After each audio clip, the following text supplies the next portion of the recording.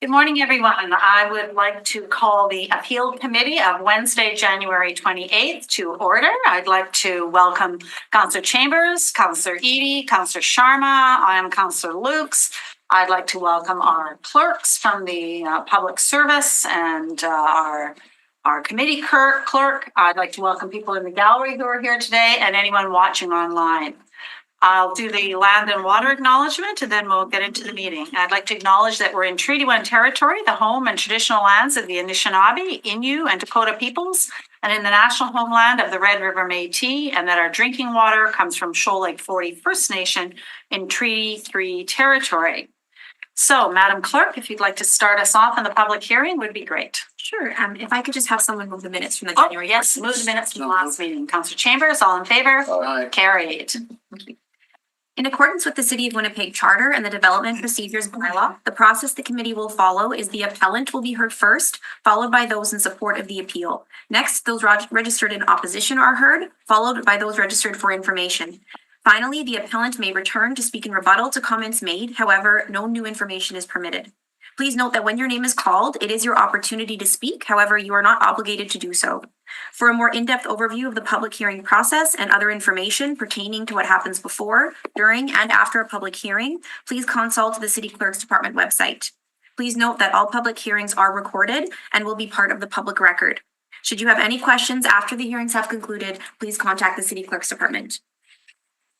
Item number 1 is an appeal against the decision of the Director of Planning, Property and Development to approve a variance for 693 Cordova Street under file DAV 1888880A/2025B. Members of committee, please note communications were received in support of the appeal, which have been distributed to all members of the committee. We have no one joining us over Zoom, so we can move on to a brief overview from the Planning Department.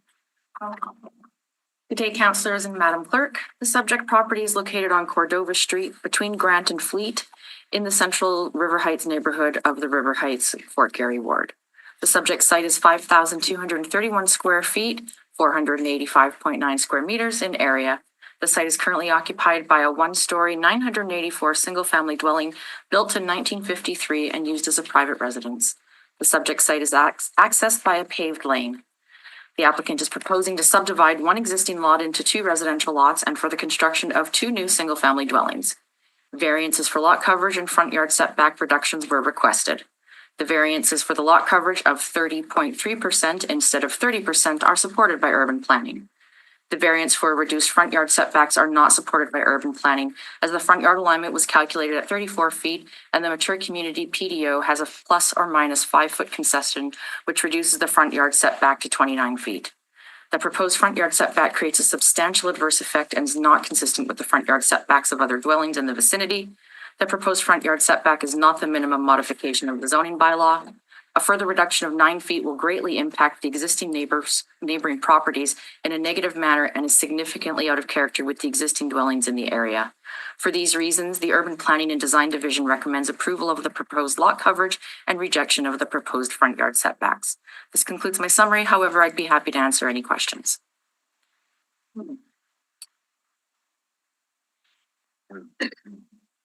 I'll save my questions till after.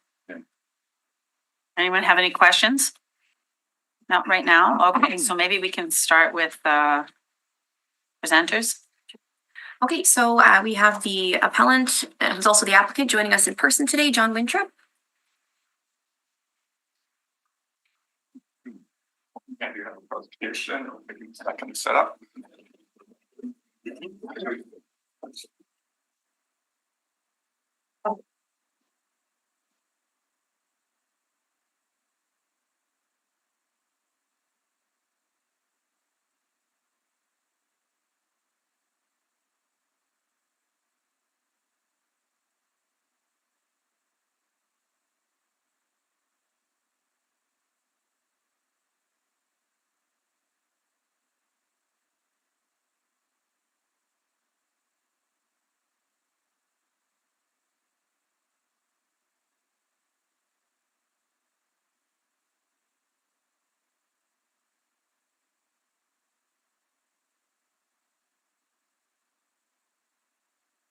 Work.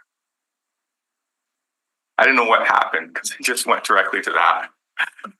Is it being live streamed? His thing? Yeah, I think it just went right to that. Thanks, Josh. Yeah, that's it. Just yesterday. Thank you. Yeah, it's in the public hearing file. On the show. Good morning. First, I'd like to thank the committee. This was scheduled 2 weeks ago. I had asked for it to be adjourned for different reasons, and thank you for granting that adjournment so it can be heard today. My name is John Witcher, professional planner here acting on behalf of the landowner, the developer. I'm not the developer. I don't develop. I'm here, I'm doing a subdivision for 2 lots, 25 foot wide, variances for lot coverage and front yard. As you heard, there is no dispute over the lot coverage, so we're not really here for that matter. I'm the applicant, of course. We need this before we can get to new land titles. I'm doing 2 infill housing. I made this application May 20th, 2025, over 239 days ago. The director rejected that one variance for the front yard. It was a 183-day processing time. I took 100 days to get it deemed complete with the City of Winnipeg from May to August. I exchanged over 70 emails with the City of Winnipeg, including the director, manager, and area planner. Did you know the typical timeline for an approval of these is 35 days, according to the City of Winnipeg? 83 days would put it actually in the top 3%. If 35 is the average, my applications are usually more than 55 days. The horse that was the longest long shot in British racing history was a 300-1 odds. 693 Cordova is 332-1 odds that it would take this long to get processed. I actually started this 183 days of going through engagement with the City of Winnipeg and being told how to design this house. I actually started off with a 29-foot front yard. We spent 2 months going over the design of the cantilever. I ended up with a front yard of 20 feet to get the application deemed complete. With all the emails to the City of Winnipeg staff, including to the area planner, asking specifically for feedback on this, nobody raised a concern about the front yard. Sorry, just say that again. Yeah, no concerns. I sent over 70 emails to the City of Winnipeg, including the area planner, the director of planning, the manager of planning. Not a single person came back and said, we've got a concern for the front yard. I've got hundreds of emails or dozens of emails about the cantilever. So actually, these are the houses. This is what we end up getting it so we can get the application deemed complete. 20-foot front yard, 46-foot long wide house, 38-foot rear yard. I'm happy to go back to what I originally applied for back in May 2025 of a 29-foot front yard, 43-foot long house, and a 32-foot rear yard. That's exactly what we applied for. We went through a 100-day process of redesigning it 6 times to get it deemed complete, only to end up with a front yard of 20 feet that now I'm, find out before the public hearing, when I picked up the posters, was going to be rejected. So I'm happy to have a 29-foot front yard. That's what we started off with. Again, we'd be happy with a 29-foot front yard. That's my presentation on this matter. Councilor Eady? So with the cantilever and stuff, you'll have to move the house back and have less of a rear yard setback. Yeah, we're fine with that. You fine with that? Okay. Yeah, we're fine with 29-foot front yard. So I went in for a subdivision application in May and was told that, you need to provide house designs to get it declared complete. Yeah. We then went through several iterations of design changes with the zoning officer. I engaged everybody in the planning department to make sure I was engaging with them. Ended up with a house design that had a 20-foot front yard as directed by, staff. Because of the cantilever? Yeah, it was a big issue. I spent July and August with the designer redesigning the cantilever on the west side of the house. Okay. We're just trying to get a subdivision. I found out in August at a hearing on another matter that these subdivision applications are, I don't need to supply drawings anymore. That's the outcome of it. And I understand that's the decision the municipal board made, and that's the decision the city staff took forward, that I don't need to provide designed drawings at subdivision stage anymore. That's all my client is trying to do, is subdivide these lots and sell them off to see the housing possibilities. So it was in August that it was determined that you don't need drawings? Oh, no, the municipal board ruling came out on the Granite Curling Club later on, but I attended those hearings. I put forward my best step to say why the city of Winnipeg has always asked for drawings. The city said and put up a nice drawing saying, oh no, this is all done at the development permit stage. So I'm not submitting any more drawings as part of subdivision or rezoning applications, because that's what the city staff said at the municipal board, and this board agreed with them. Councillor Sharma? Thank you. John, thank you for your presentation. So just to be clear, you've read the report. So page 1, you're looking for 1B to be reinstated to 29 feet. It's currently struck out. Yeah, that's what I asked for originally, like last May. Anything else in the report? No, I'm fine. I just want my front yard variance of 29 feet, but we're just trying to get the subdivision completed so we can get a new land title. They'll sell off the lot. Somebody else will come in with house drawings and go through the variance process. But I'll make sure they understand 29 feet is what we said was okay. So when did you find out that it was like you worked through the cantilever thing and that made it Deemed complete. okay Then they deemed the application complete for the subdivision. with the 20-foot Yes, front yard? yes. And then when you got your sign, it was rejected. I peeled it right away. I have a pre-letter, so whenever I pick up my posters, they don't have to tell me. I know it's being rejected. They always reject it. So I already have the letter prepared. So when I sit there at the desk and sign off on the posters, I send the appeal letter in. I know it's always being rejected. They don't tell me. I just know. So this has got an underlying lot. Does it have an underlying division lot? No. No. Okay. So, I mean, this is kind of, I don't want to say it's cookie cutter, but it's, 2 25-foot wide lots. right. And somebody else will design the houses and come in and go through the process of trying to get a development permit. Where I'm now told through city staff, compliance with the zoning bylaw is done at the development permit stage, not the development application stage. The city has actually, I've got a nice slide the city presented to this board that shows that. It was a shock to everybody in the industry, but now we're all moving forward under that understanding that we will do our drawings at the development permit stage, not at the subdivision stage or the rezoning stage. Really? So, but if it goes to a hearing for councilors, that's kind of interesting. Right. Yeah, I put forward my best foot saying you should have these drawings. As my testimony to the municipal board, I used all the arguments the city has used over the years to provide the drawings, and the municipal board decided to side with City of Winnipeg to say drawings are not needed, done at the development permit stage. All right. What do you think caused all this? Why the number of days? What in your opinion? We'll ask the department, what their perspective is. But what do you think the issue is here?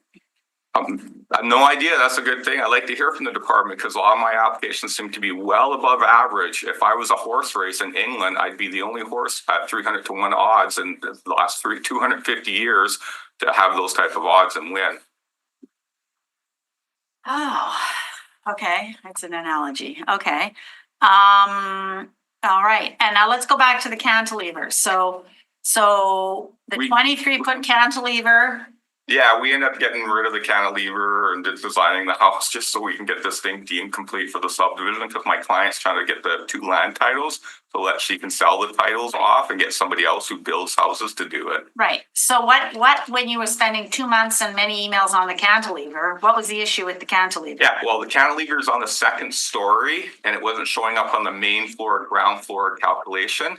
And the city staff just couldn't seem to understand that the cantilever is on the 2nd floor, not on the main floor. So the ground floor, gross floor area is not going to match. It doesn't show the cantilever.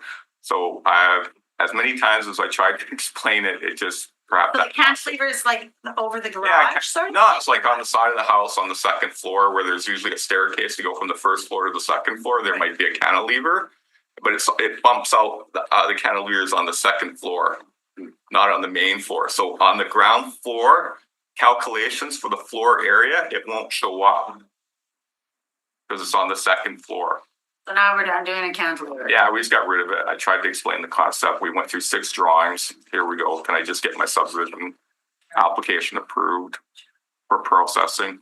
Okay, does anyone have any more questions here? No? Okay, all right, thank you, Mr. Wintrip. Now we can talk to the public service. I'll just confirm. Oh, sorry. Is there anyone else here who would like to speak in support of this appeal for 693 Cordova? In support? Is there anyone here who would like to speak in opposition to the appeal for 693 Cordova or for information? No? Okay, so questions of public service. All right, well, we heard some scenarios that unfolded here. I guess let's talk about why did you refuse the 29 front feet in the initial application? I guess we'll start with that. The file was brought to my attention October 16th. I wasn't involved in the subdivision. The zoning officer was the person processing it. So when I received the file, it had the 20-foot front yard. I was not advised that there had been previous conversations about a 29-foot. 29 feet is compliant. There's no need for a variance at that. Okay, so what you're saying is we don't have a person here to answer the question then? Because you, so like, Well, I So this can- is news to you? This is news to me. I can only comment that I received the file on October 16th and finalized my report on November 13th. It took me approximately a month to review and process. and who looked at it before you? It was a zoning development officer named Wyatt Perkins. Can we get him on the phone? I can try. Like, I'm just, any other planner have any comment on this, or everyone's oblivious to this until it gets, like, no one knows what goes on before it gets? I can speak to it generally. I'm not sure if I'll be able to. I'll provide some information, and maybe if you ask another clarifying question, we can get to that as well. If I could just ask, is processing time germane to the actual appeal? Is the processing time relevant to the actual appeal? Yeah. No, I don't think so. Go for it. Okay, So there are lots of things that can slow down an application, and the applicant is right. I think it's about 35 days is what we aim for a complete variance. With this one, I mean, I'm going back in a few of the emails, and it looks like there were often what will happen if there's a mismatch between documents that are submitted. Even though it's a fairly straightforward fix, we have to ask the applicant to submit the corrected document. So, for example, if a letter of intent, which is really important for us because it tells us this is what you're going to do with your land, so we have that proof, and it forms part of the file. And then we would also need site plans, for example, at the time. And the site plans need to match the letter of intent. So if there's a discrepancy between the two, the letter of intent says it'll be this size of a dwelling, and the site plans show a different size, then we have an issue where we have mismatched information and we can't actually proceed with it. So we have to ask for a correction. So there are lots of so things it like could be this. like a week, right? You send the guy an email, and he sends the correction. Ideally, and like I mean, 2 emails. yeah, so I'm nervous to, so the timeline that the applicant is referencing is many months. I think it would be easier to, or not easier, but probably a little bit cleaner, not to, we can look into all the places where there were hangups along the way and get that information to you. I think that doing it live in a hearing will be a little bit sketchy because we have to go back through, I think the applicants had hundreds of emails. I'm just not going to be able to pull a succinct timeline in a few minutes based on however many emails were exchanged. Okay. But we can absolutely do that after the fact and figure out where. 30 days for a lot split, and when the applicant puts the reason, so, okay, tell me this then. You didn't get the application till October. Yes. Then why is it rejected? Like, there was no conversation then with the proponent at any point after, when you got the 20 feet? Or is that when you rejected it? I rejected it when I received it You rejected because of the 20 feet, because of the 20 feet. Yes. right? And you got it in October? Yes. November, December, January. Okay, so the hang up here. No, well, not now. No, not now. But what was going on between when the original application was submitted at 29 feet Madam Chair, the point's made, so we'll have to figure that out offline. Right, but. Okay, I'd I like to figure understand it the out. frustration. So Yeah. we might have to have a special meeting on this. Talk to the chairperson of P and D there. It's happened before actually as well, so let's get to the bottom of it. Yeah. Okay, well, we have a motion. Oh, now we have to hear back from the. Yeah, if the appellant would like to speak in rebuttal to anything. I just have one more question here. So tell me about the drawings and when a person has to submit drawings. It's as of, I think the applicant mentioned August or perhaps September, if you're doing a lot split subdivision, the department changed its position so that you don't need to submit drawings with that anymore. So we could process the subdivision. We wouldn't take the So he'd have to have no drawings. So he had applied before this new ruling came in. yes. How did the department notify people about this? How do they know not to submit drawings? We do have, so that I can get you further information on that after the meeting because I'll reach out to my colleagues in zoning, but I know that there are different industry advisory groups, and so often it's circulated through channels such as that. But the specific methods, I would need to double check that, and then I can get you that. Mhm. So then the zoning officer is who the individual had many back and forth with because you got it and rejected it because of the 20 feet. Okay. Counselor Edie? Just the question. So I'm moving to do a subdivision. I guess there was 2 underlying lots in this. No, there Well, was they not. just threw a new line. Okay, Yeah. so there was still no hearing on that. Like it's not a rezoning, right? It's a lot split. So I'm just trying to get clarification. Whoever's splitting the lot, and it's at that time that you establish all the rules around what you can and can't do. So at a 30.3%, so they already know what they want to, what the footprint is. But how doesn't the applicant for the subdivision, they got to know what can be built there? Like the 29 feet is not like that's within, it doesn't require a variance. So I guess they would proceed. So anyway, the whole point I'm trying to make here is you get somebody subdividing, it's all done, and then you sell them the lots to a builder. I'm just like without any idea of what's going to be built there. I guess the builder just has to assume, how does he know what the setback is from the front, that kind of stuff. When the Fabulous. No. When the applicant would make a development or a building permit application for the new house, they would be advised at that time what the front yard, side yards, and rear yard setback requirements are. So Well, if there is a variance that's still valid, they would be advised that there was a variance valid until such time. So, but the proposal for subdivision, so would they even have had to say, this is the footprint of the house? After the ruling from the municipal board, no, you could just come in and subdivide the lots and let the future applicant determine what design they You want. tell them 30%, and then if they need a variance, they'll have to They get can the ask for variance through the subsequent- development application. Yes, they can ask for subsequent variances in the future. Okay. All right. Wow. Okay. Yeah. Okay. Any other questions? No? Okay. Oh, Yes? how's that gonna work when you actually have to have a zoning hearing? Like a rezoning. Yeah, With rezonings, you're still required to provide plans of development at the time of the application.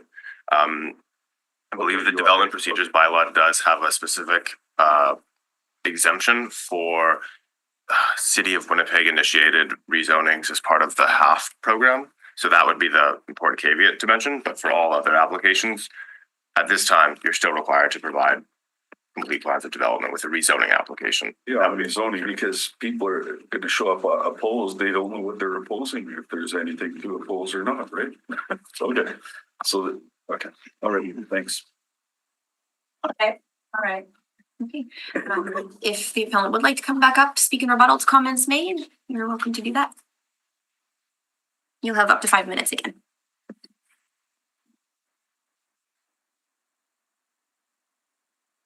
Yeah, there's lots I can address here, but I'm really looking just for the 29-foot front yard variance. I'll quickly address two comments the staff made. One has to do with letter of intent. About 7 years ago, I submitted a planning document to City of Winnipeg that the city staff said had over 250 errors in grammar and spelling, couldn't be acceptable. The judge who reviewed it said this is ridiculous, processed the application. That was the Parker Lands where the city went into contempt of court like 4 times. I still haven't been given that list of errors, by the way, for that document. So if they want to come back and say there's errors in the letter of intent, I'm happy because I've been collecting letters of intent from everybody else who'd been submitted to the City of Winnipeg to make sure there's a comparison. I have a high quality letter of intent in terms of grammar and spelling because I've gone through that process. In terms of drawings to be submitted, again, I put forward all the city's best arguments of why drawings should be submitted for every application. There's not a set of rules for one person and another set of rules for a different person. It's a set of rules. That's how courts and a reasonable person will look at it. What's for this set of rules for this person is the same for that person. So if you're going to say, well, if it's this type of that person, you're really not zoning and planning for development. You're really zoning and planning for people and who the applicant is. I think my applications are certainly being treated differently because of the person who's involved. So I like to have my 29-foot front yard. I look forward to hearing what the city staff have to say because I've gone through these processes before, usually in court. I like the outcomes. So Okay, Councillor Eady. just to clarify, so you filed the appeal. Why? Because you no longer have a 20-foot. Yeah, I need the 29-foot yard. You see the variance? I still need the 29-foot front yard variance. Is that a variance though for 29 feet? Yeah, I thought you said the average was 32. The average was 34 with a plus or minus of 5 feet. Yeah. That puts you at 29. Why do you need a variance? Yeah, I like to have that in the order saying that I have my variance for 29-foot front yard, my lot coverage of 30.4 or whatever. I like to have that in the paper so I can go back and show my client who's been waiting such a long time. Yeah. We'll get it developed. Yeah. And when you were doing your cantilever and back and forth with that, and you told the zoning officer that it was going to be a 20-foot front yard, what did they say? Yeah, we didn't tell them. We just like, here, can we have this drawing accepted? What's the next drawing we can do? So we went through, kept going through drawings. I just kept telling the designer, talk to the zoning officer directly. The client doesn't care. I don't care. The client's just trying to subdivide to sell off the lots. We'll go through this process because I had to tell the client I'm obligated to submit drawings to be able to get the subdivision completed. So imagine their, I'll say, upsetness after finding out that no, we didn't actually have to go through that process. Now that we are in here, she doesn't care. She just wants their subdivision so she can sell off the lots. The home builders who will buy the lots will go through this process. Okay. Okay, thank you. I don't have any more questions. Does anyone have any more questions? So let's get some motion. But we do want the variance to say 29 feet so I can go back and show her she can sell the property with that 29 feet's not a paper. variance. 29 feet's not a variance. What's what? All right. Okay, do we have a motion?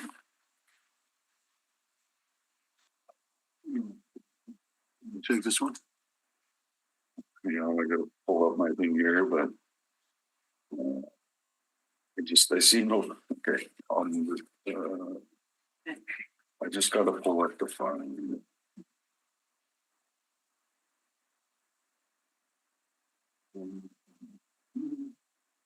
Okay.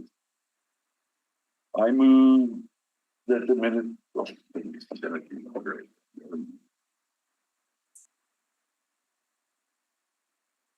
Which fine, but it doesn't have to. Sorry, I got it.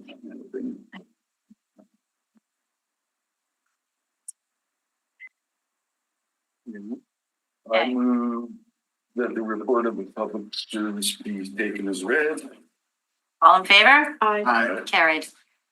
I move that the receipt of public representations be concluded. All in favor? Carried.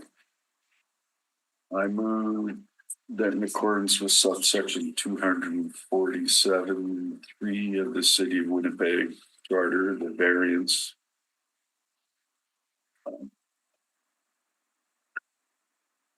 is consistent with Plan Winnipeg and the applicable secondary plan. All in favor? Well, I haven't.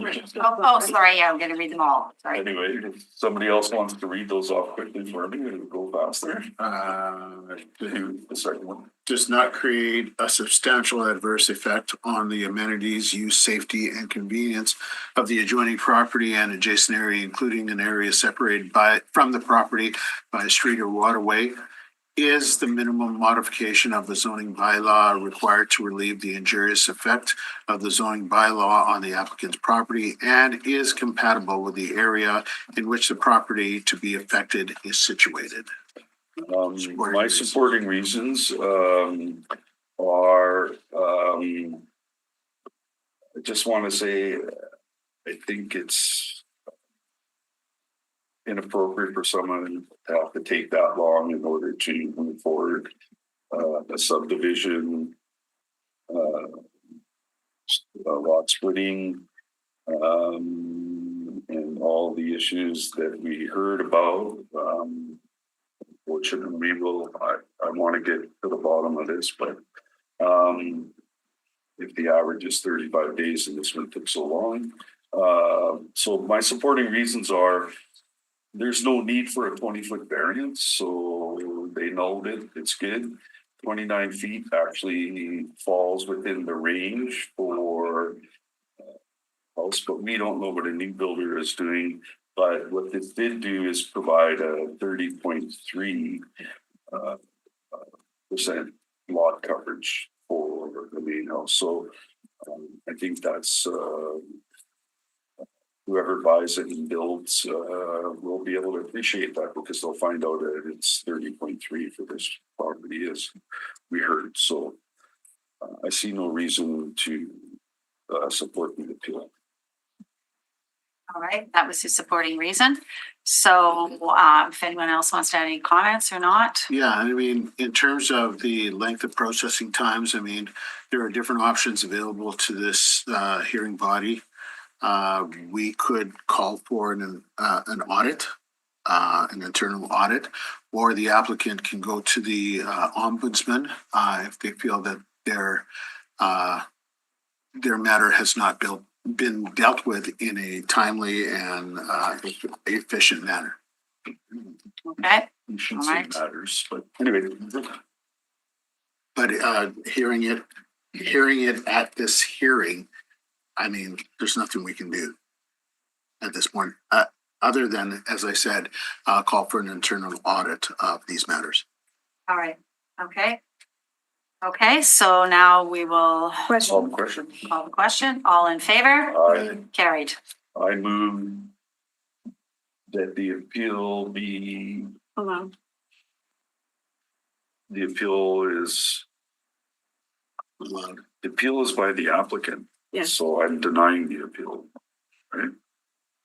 You wanted the 29 feet, He wants 29 feet. Well, but the 29 feet isn't, So if you're allowing the appeal, I'm not allowing the. You're amending. okay, I'm not sure what the intent is. So if you are wanting to allow the applicant to build as applied for, you'll be allowing his appeal. So if Councillor Edie, you're wishing to you want to deny his appeal and just move the application forward as the public service recommended, We're you gonna wouldn't be allow giving him.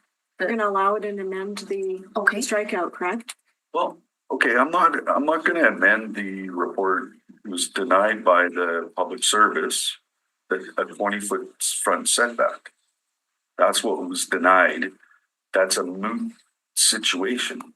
So why would I uphold the appeal when they already provided them the variance of 30.3 for lot coverage? I think you're both saying the same thing, but it's just the 1B, Madam Clerk. Mhm. Is that something that we would amend to get to Councillor Edie's goal? Yeah, so if this committee wants to move this application forward either way, they would have to they would be concurring with Councillor E's motion that it meets criteria to move it forward.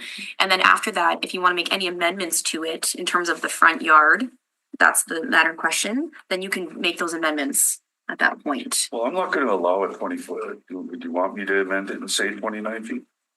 I can do that, Madam Chair. Yeah, that's what the applicant is requesting. It's a 29. So we would add a new one Okay, B. I'll just put it in there. It's not required, but I'll do it. All So- right.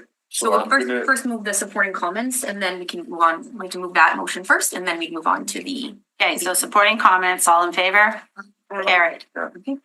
So I'm gonna move That the appeal that be the appeal be Allowed in allowed in part with amendment. the amendment of making, it's not a variance, so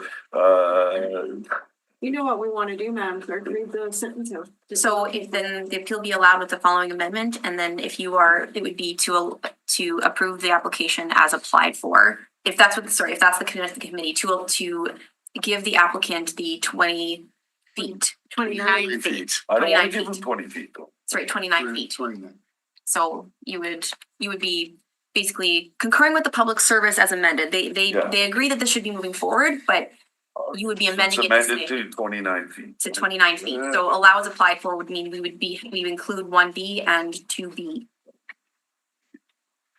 Yes. So that's That's- allowing the appeal in part. Okay, Question? okay. And And decision of the am I director. concurring in the decision Concurring as amended. as amended? Yeah, as Yes. amended. Okay, thank you. Okay, That's the motion. all in favor? Carried. Anyway, okay. I move that variance order BAV 188,000. Oh, Sorry.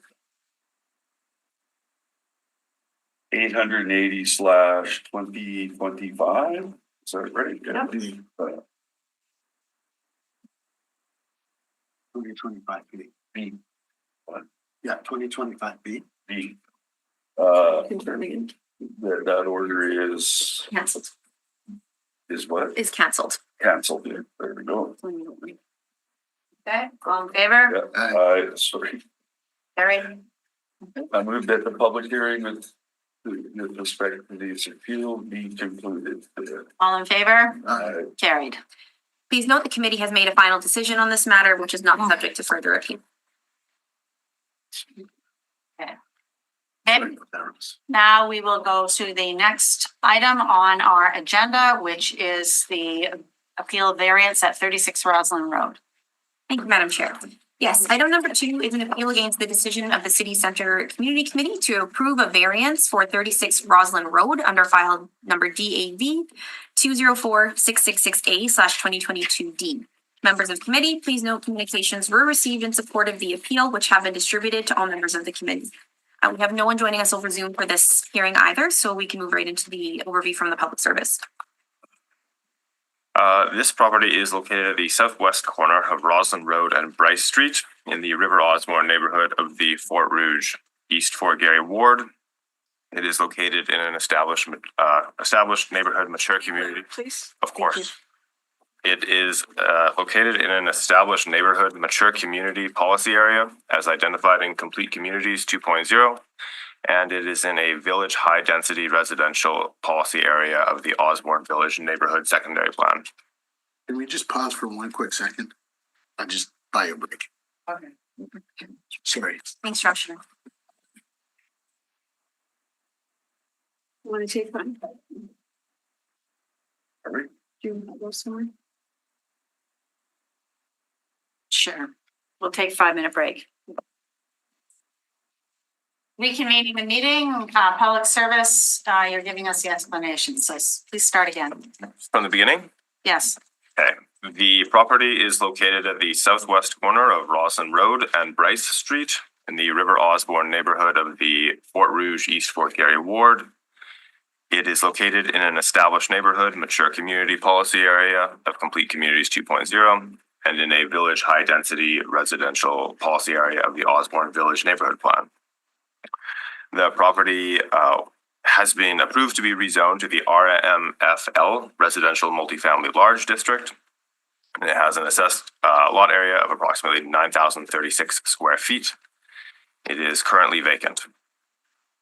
The application intends to construct one 72-unit multifamily building on the property, which would be 8 stories in height, including a rooftop patio. Say 172 unit? That a single 72 Yes. unit, so 72 dwelling Yeah, units in not total. 172. Yes.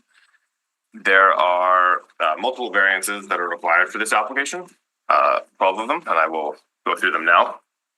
The first variance is for the establishment of a residential zoning lot to permit a lot area of 9,036 square feet instead of 20,000 square feet. This was supported by the administration and approved by the community committee. This variance is required because it's a smaller lot than is required for RMFL, but because it is in a high density policy area, it was considered appropriate here. Variance 2A, the application applied for no front yard instead of the required 20-foot front yard.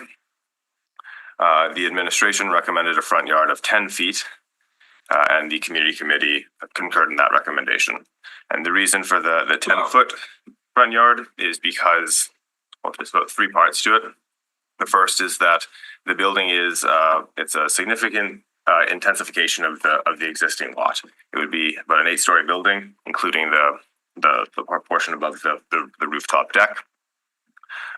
And so some setback to the street was considered important in order to create a little bit of visual separation and deal with the pedestrian element of Roslyn Road. The 10 feet also ensures that there is space for landscaping in the front yard. And then lastly, front yards along Roslyn are a common component of this block of Roslyn. The only other building with a 0-foot front yard is a 3-story building. Variance 2B, the application proposed no east corner side yard instead of the required 14 feet. The administration recommended an east corner side yard of 8 feet, and the community committee concurred in that recommendation. And the logic behind that is similar to for the front yard variance.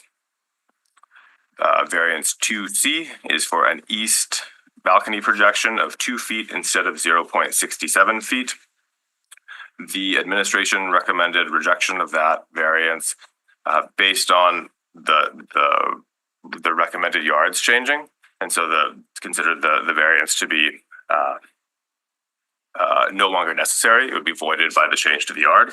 But the community committee did not concur in that recommendation and approved the balcony projection. So the public service was fine with the 0.67 feet? Yeah, the balcony projections are regulated. So for every foot, I believe, so basically balconies require a max depth of 4 inches per foot of yard, but not exceeding 5 feet.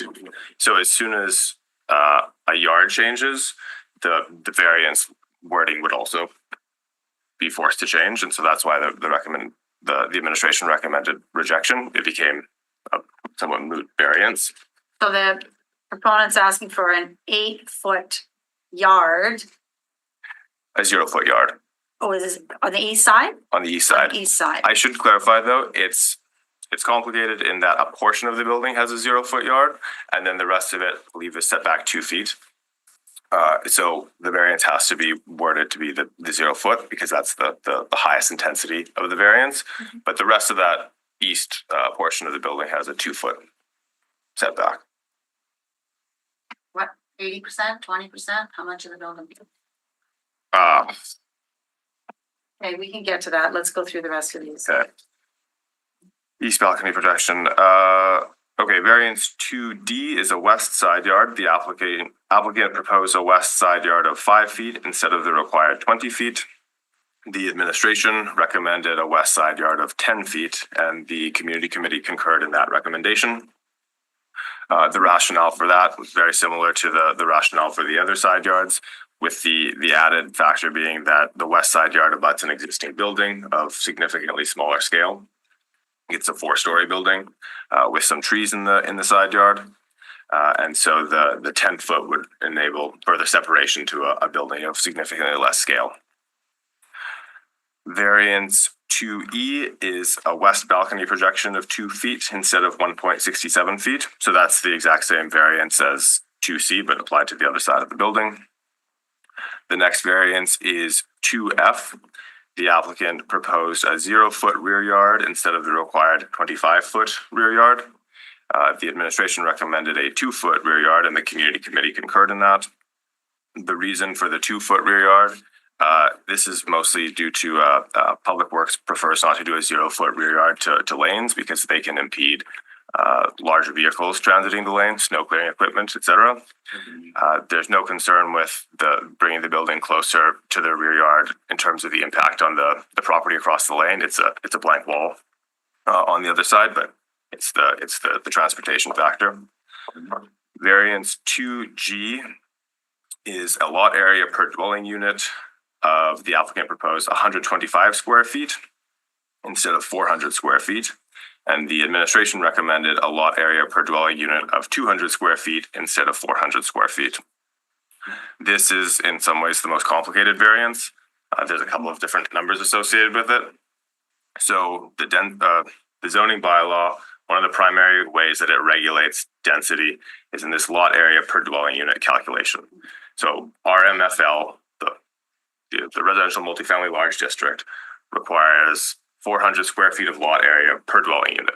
It's not regulating the size of the dwelling units. It's just saying, if you had an 800 square foot lot, you would be allowed to have 2 dwelling units there. The administration is able to support density variances of 10% of that 400 square feet for RMFL, which would be 360 square feet without any requirement for affordable housing. And we would support that here. However, once going beyond 10%, there is the density bonus pilot program, which was adopted by council in, I think it was late 2024. And this provides direction to the administration to require half of all units in excess of 50% of the density bonus units to be affordable. Half of all units In excess of the 10%. Of the 10%. Okay, Yeah. right. So, That was a policy approved by council. yes, that's right. Okay. So in this context, no, actually, I'll hold off for a moment there and return to it. The other component to this is that the administration did not recommend approval of the proposed 125 square feet. We only recommended approval of 200 square feet. And the reason for this is because 200 square feet of lot area per dwelling unit is the required lot area for the transit-oriented development zoning district, which is the highest intensity zoning district that we have outside of the downtown. And That only gives them 45 suites, not 72. that's correct. Yeah, the administration did not support the proposed density. Even with affordable units, the proposed density, the administration was not going to support that. So we're supporting right now, if we keep going with the 200, that's 40, 45. Yes, that's right. It would be or it'd be 46 just because it's rounded up. It's a procedures law component, but yeah, you're absolutely right.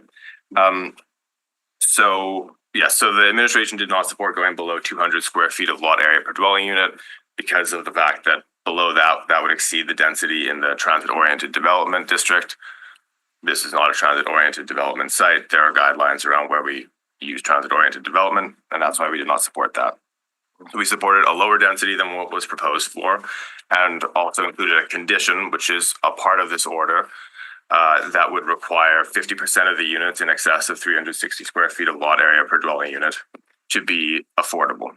So the way that it would, just to give you the specific numbers, the RMFL zoning district on this site with a 10% density variance would enable 26 units. None would have to be affordable. With the bonus program applied to this site, this would enable a total of 46 units, and 10 of those units would need to be affordable. I realize that there's a lot going on in that one.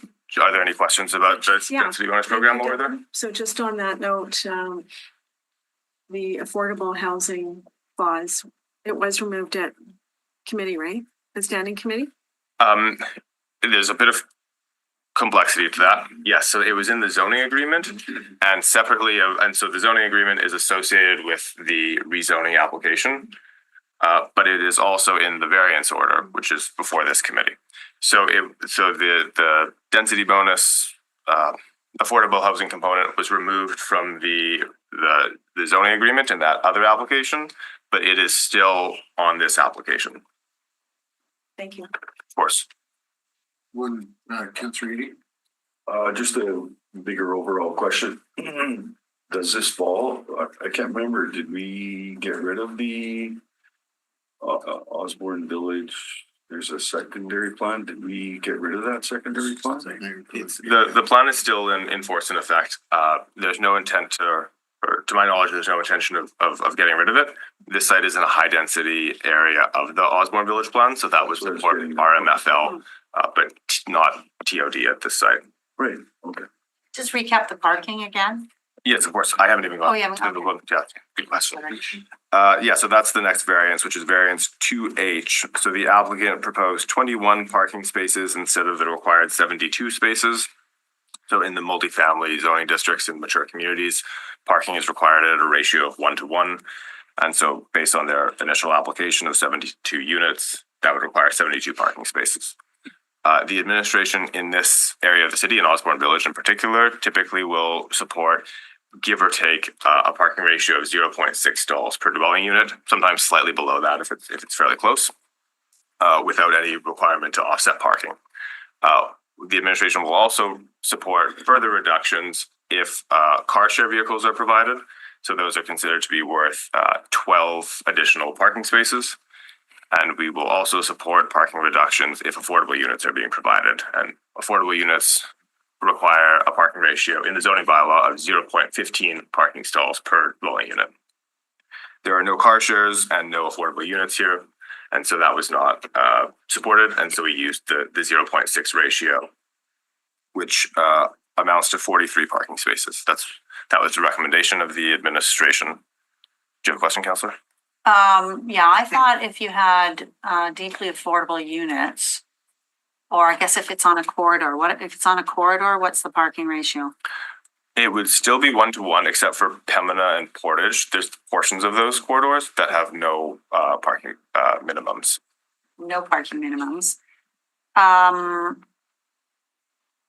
Okay. There's a difference between affordable and deeply affordable. If somebody was in the density bonus program, if an application was in the density bonus program and had units registered, they would in all likelihood qualify for that 0.15 parking ratio. Is that it, Dylan, for your summary? There's one last variance, and then I might just draw your attention to the conditions as well, because they're important for the application. So the last variance is one of the last variances is for insufficient street edge landscaping. The administration recommended rejection of this variance, and the community committee concurred in it. And the rationale behind the administration's recommendation was that because we were recommending larger yards on account of the size of the building, there would be space for some landscaping as a result. And then the last set of variances are for the establishment of the accessory parking area. And so that's variance 3A, which is insufficient buffering of a parking or loading area located within 20 feet of a rear lot line adjacent to a residential district. The administration recommended approval of this, as did the community committee concurred in that recommendation. With the thinking being that because of parking provided off of the lane, it would be impossible to have a buffer here. And this is a consistent conditional on the lane.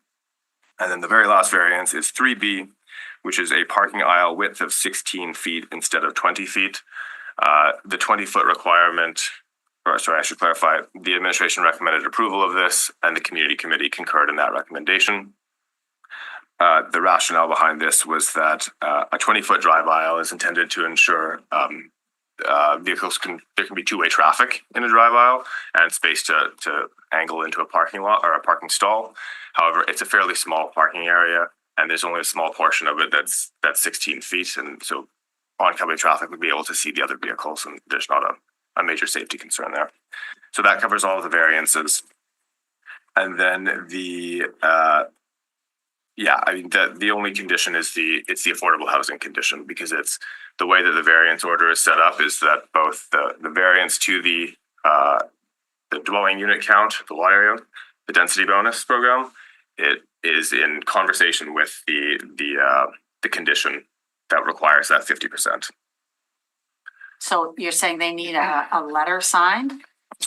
Yes, that's how the program works. I think that's a good summary. This went to community committee, went to PP&D and EPC.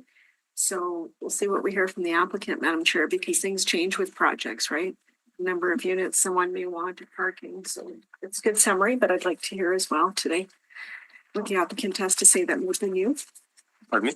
It might be new information. Yeah.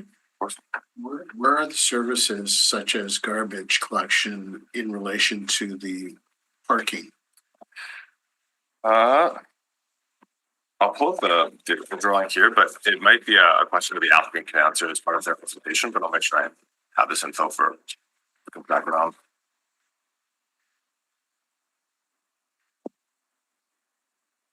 It's in the west side yard.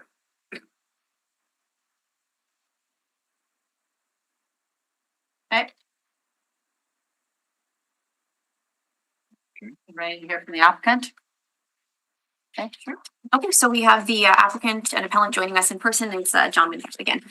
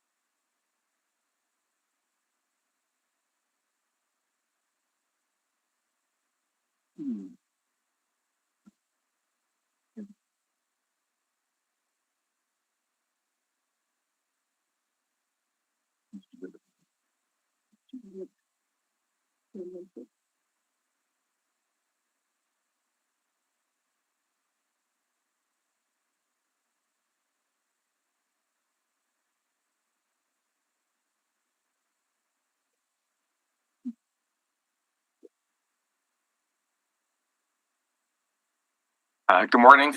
Again, thank you for joining us from last 2 weeks ago to today. I'm likely going to need more than 10 minutes because I'm going to go into some technical stuff regarding yards, especially all these side yards that you've heard about. And I'm going to talk about how it's compatible and consistent with the surrounding area, which is one of the 4 tests under the charter for approving these types of variances. My name is John Winchip. I'm a professional planner representing the landowner who's going to speak later on after me. As you heard, I'm the applicant for zoning these lands to multifamily large. I made this application last May, went to the community public hearing in November, went to council where that condition mandating affordable dwelling units was removed and approved at council December 18th. On the rezoning process, we're still waiting for the agreements to get through that before we can complete the rezoning.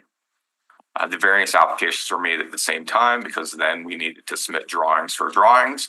As you heard, the community committee made some modifications to the variances. We've appealed that. We're at the appeal hearing today.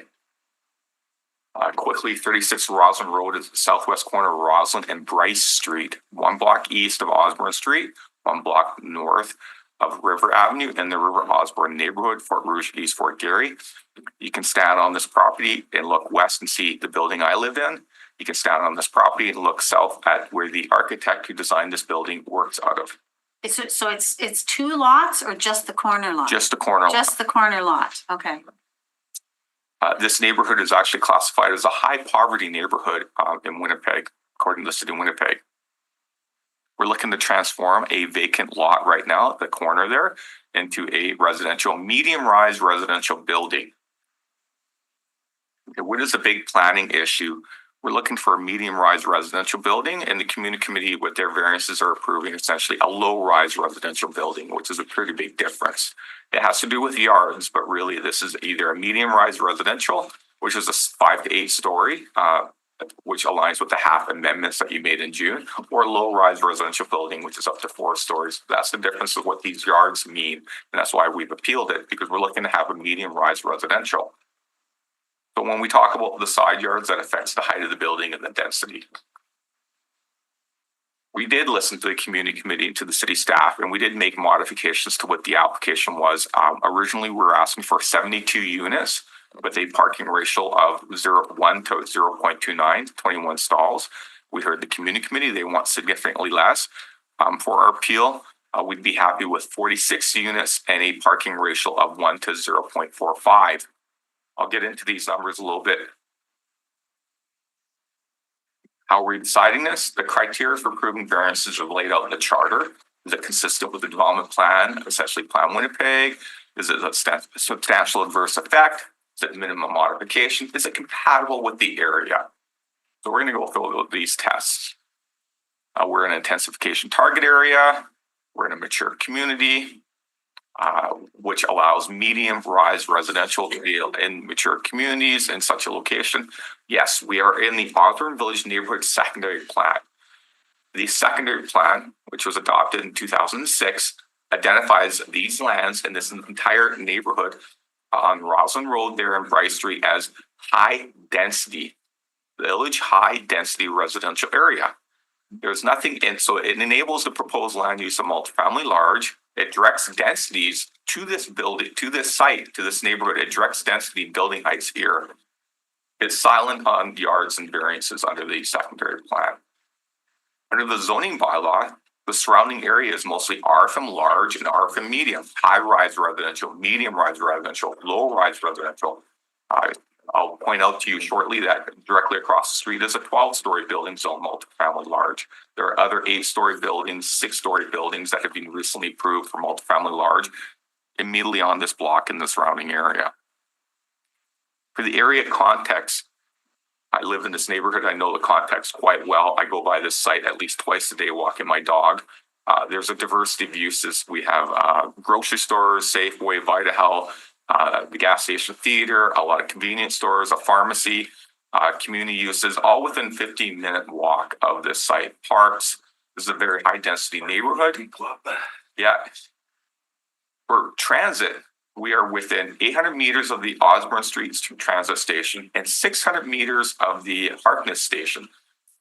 So we are within what is, and for transit-oriented development, the definition is 800 meters. And 5 minutes. extension, 5 minutes. All in favor, carried. Is 800 meters is the definition of being a transit-oriented development that has been around since the 70s. We're within walking distance of 2 stations. There are multiple cycling routes, protected bike lanes that the city installed along the river in Stradbrook. We're in a car share fixed zone and a flow station. There's fixed station where car share is nearby, and we're in a flow zone. I'll skip the transportation routes. As I mentioned, there is a number of high-rise buildings, including 8 stories, 12 stories. By the way, all these buildings have substandard yards. I'm going to get into all the substandard yards that are nearby, including 12-story buildings.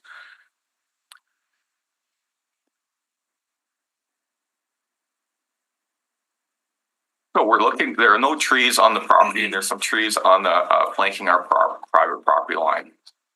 We're looking to do 46 dwelling units with a corner at the northwest. The garbage is in ground, earth bins at the southwest corner of the property. We're going to have a 40 bicycle parking stalls indoor.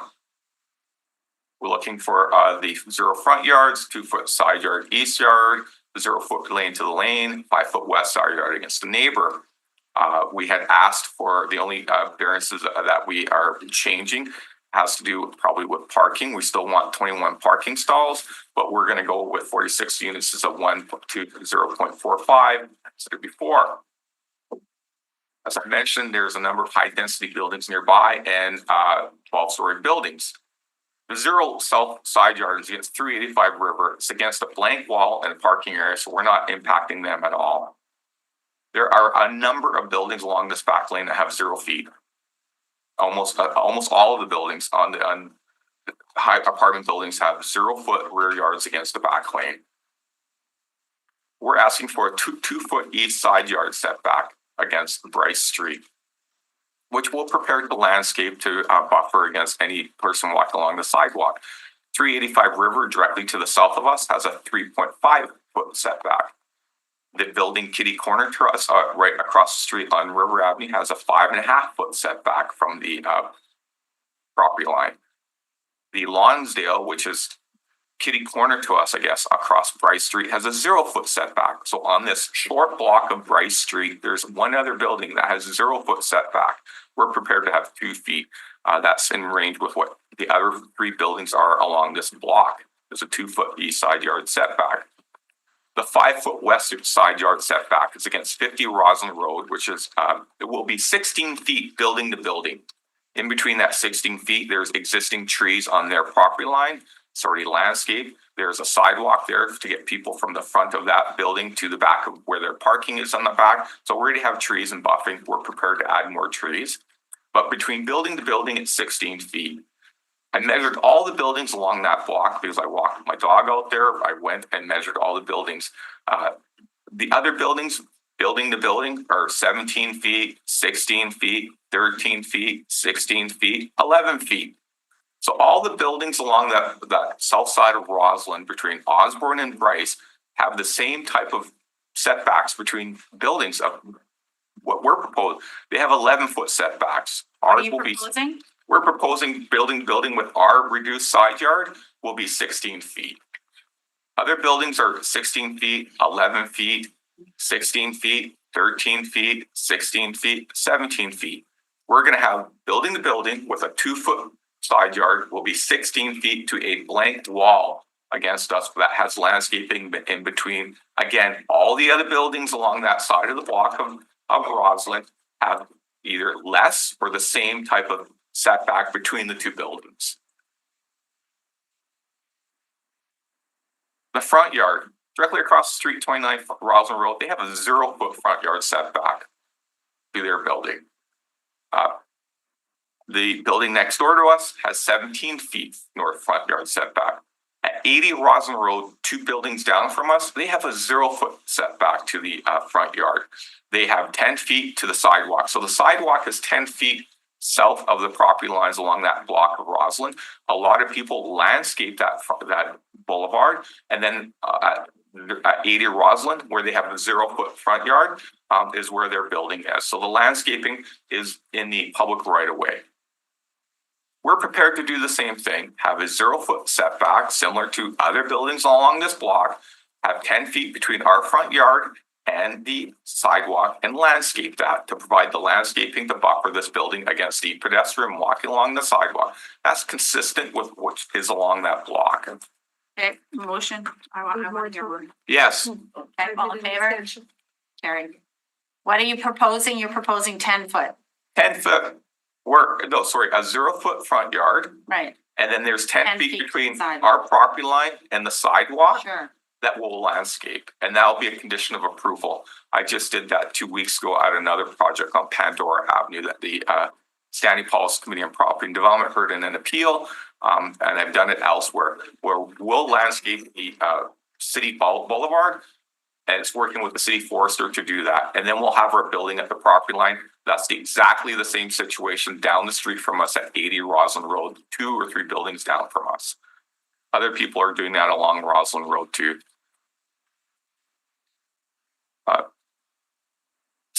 City Center Community Committee, along with the Planning Department, there's a quote I'll read from them. Approved a project at the Sherbrooke Hotel with, guess what? 0 foot side yards and yards. And they said, and they quoted Plan Winnipeg. I'll read it now. Building setbacks encourage where contextually suitable the location of multiple buildings at or near the front and corner side property lines to create a pedestrian orientation that is respectful of the area context. Use setbacks to provide landscaping.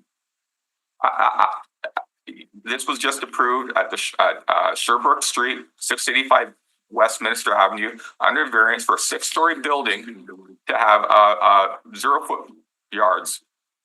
And the planning department quoted a policy out of Plan Winnipeg to say why this should be supported. I'll use that same quote today for my setbacks. Parking is going to be under building, completely screened on all sides.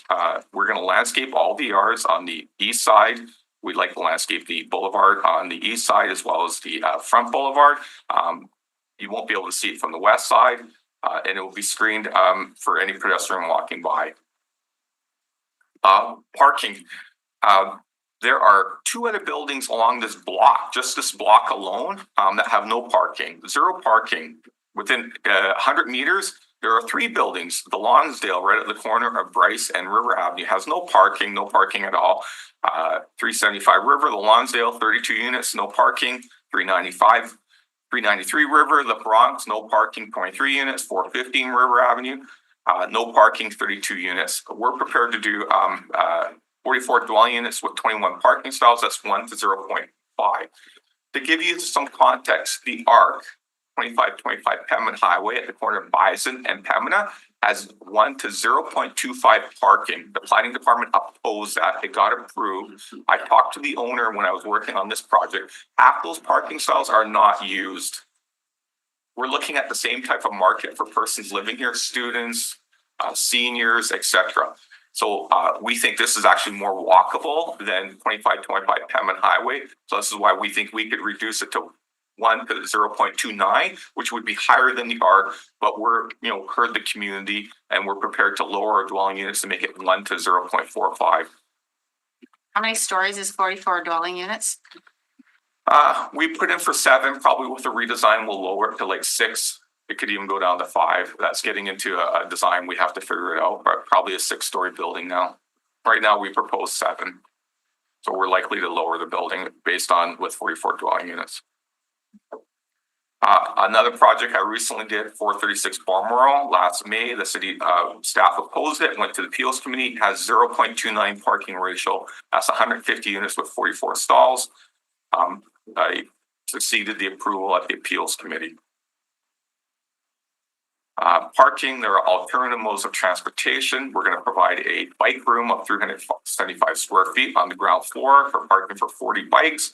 There is a buffered protected bike lane along River and Osborne.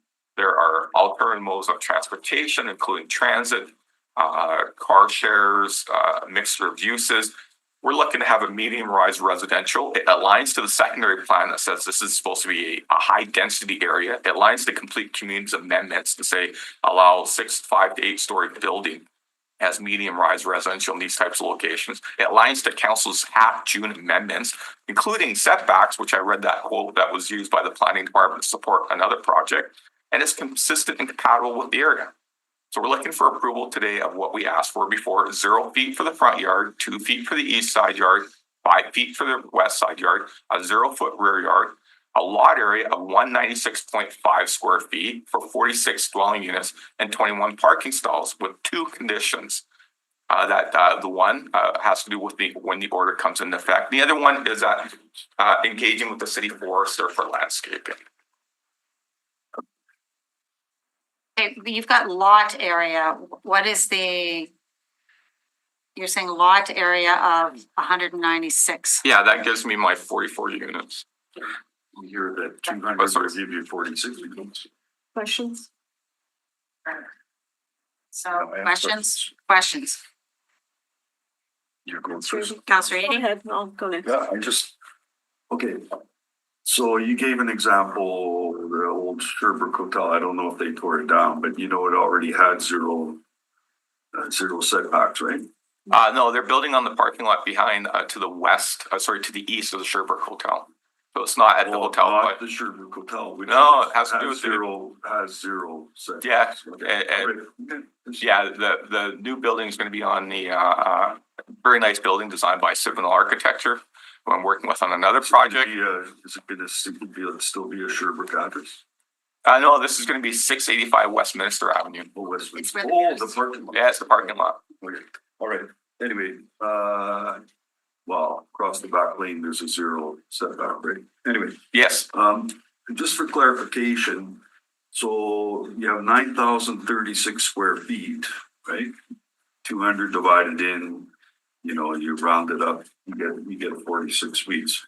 But I think I got it you divided. cited a 12-story across the way. Yes. What size of a lot do they have? Though? I'd have to look that The up. area and they have a 20,000 square foot lot. I could see them getting, that's double what you have, right? Yeah, I don't know the number of dwelling units in that building. The way I find out is if the City of Winnipeg services the site, I can get the density off of their City of Winnipeg webpage for their garbage collection. Right. That If you building look at is the assessment thing, it'll tell you what the square footage is. Yeah, the lot is, but I don't know what the density is. Anyway, you know, well, I'd have to know What's the, it's a calculation, you know. Yeah. High density is supposedly 400 or whatever. 800's medium, whatever. Low rise is 800 apparently. So you can figure out and guesstimate in that fall story how many units by, you know, maybe they got a 200 square foot thing. So you take the lot, right, and divide it by 200 and you get the number of suites you can do. yeah, that is a very high dense project, but I didn't have the unit count. They have underground parking. That is a very high dense building that went in, I want to say in the late 80s. And I don't know what the size of the lot is, so it doesn't tell me anything, but anyway, it looks like, you know, it is identified as a high density area. The city is saying 200 square feet under that zoning agreement, or sorry, affordable housing agreement. And you're saying that was taken away as it went up to council and we voted on the subdivision? Yes, there was a mandated in the condition of the rezoning that there be the exact same condition that's outlined here in the variance. And that was removed when it was voted on at council. It was removed by who? I would say the elected officials. So It was removed removed by at standing policy. T&D? Yeah, Moved yes. by- Then it moved through EPC, then it voted on at council without that condition of mandating affordable housing. And if you want, I'll talk about that. That's okay, it's high density, anyway. Okay, so, Yeah. so, so you're opposed to that in this, Yeah, the condition of the mandating, there's 3 points I can make on that. One, it's mandating us to engage a third party who's never been involved in this process, doesn't even know about it, has never showed up at the public hearing, to somehow now be the approving authority of how many dwelling units will be here. Because if they want to have the affordable housing there or don't want it, then we don't get the dwelling units. That's fettering away council's power to a third party who's not even part of this process here. We'd have to get a letter from somebody else to say, yeah, it's okay to have these units here. So 10%. we're against that. The owner of the land will come forward and he'll talk more about how he's doing market housing in a high poverty area. Never, self-financing, is not looking for government funding. Okay, anyway, I just don't see any reason to go to 190, whatever. It's 200, at 200 square feet. You've already got it downsized, so. We That need, meets your requirement, 200. we need 200 square feet meets your requirement. You divide it, take the 9,036, divide it, yes, divide rounding by it comes 200 and you get 45 point something, so you get 46. The exact math on that is 196.5 to give the number of units that we're looking for. 44 You units. tell me that it's 9,036 square feet. And it says that you can have one unit for every 200 square feet. Right? If that's the order that we get, then we'll make that. So it'd be 50 if you had 10,000 square feet. Right? So anyway, I don't see a reason to have to change it. Can I ask next? Yeah, Counselor. Hey, John, thank you for the detailed presentation. We can certainly go on and talk about a lot of things on the screen, but we have Yes, the developer here as well, I understand. Yeah, he's gonna come Okay, forward. so let's look at the report, if you don't mind, because Sure. things get complicated. This is a lot of details here. So in terms of the report, what amendments are you seeking today? We've heard, I just want to clarify. So you have it in front of you there, 2A, the front yard. Yes, It's currently says 10 feet instead of 14 feet. You're asking for 0 feet. 0 feet. That's what we applied for and that's what we're asking. Sure, and just to clarify, we all know this, but I like to say it for the public record, 0 feet. There's still a buffer between the sidewalk and the building. Yes, there's gonna be 10 feet between the sidewalk and our property line where our building is located. And we're prepared to work with the city forester as a condition, and you can attach it as a condition of approval, to landscape that public boulevard. It'll look and act like our front yard, and buffering against the pedestrians who walk along that sidewalk. So for the public, typically in suburban locations, sidewalks are located like maybe an inch or two off the front property line. Along Roslyn, this block, this sidewalk is 10 feet off the property line. So there's lots of space. A lot of people along those buildings, along that landscape, those front yard, that boulevard, and it looks like the front yard. Sure, and when you say work with the city forester, that's not a bad idea because putting the wrong species in there is not going to help pedestrian visibility, et cetera. Right, Yeah. so it's putting the correct landscaping in that space. Yes, our requirement will likely be a certified arbitrist working with the city forester and coming up generating a landscaping plan, which will then be implemented and planted after construction. Right, okay. East side yard report says 8 feet instead of 14 feet. You're looking for 2 feet. That's what we asked for, was 2 feet.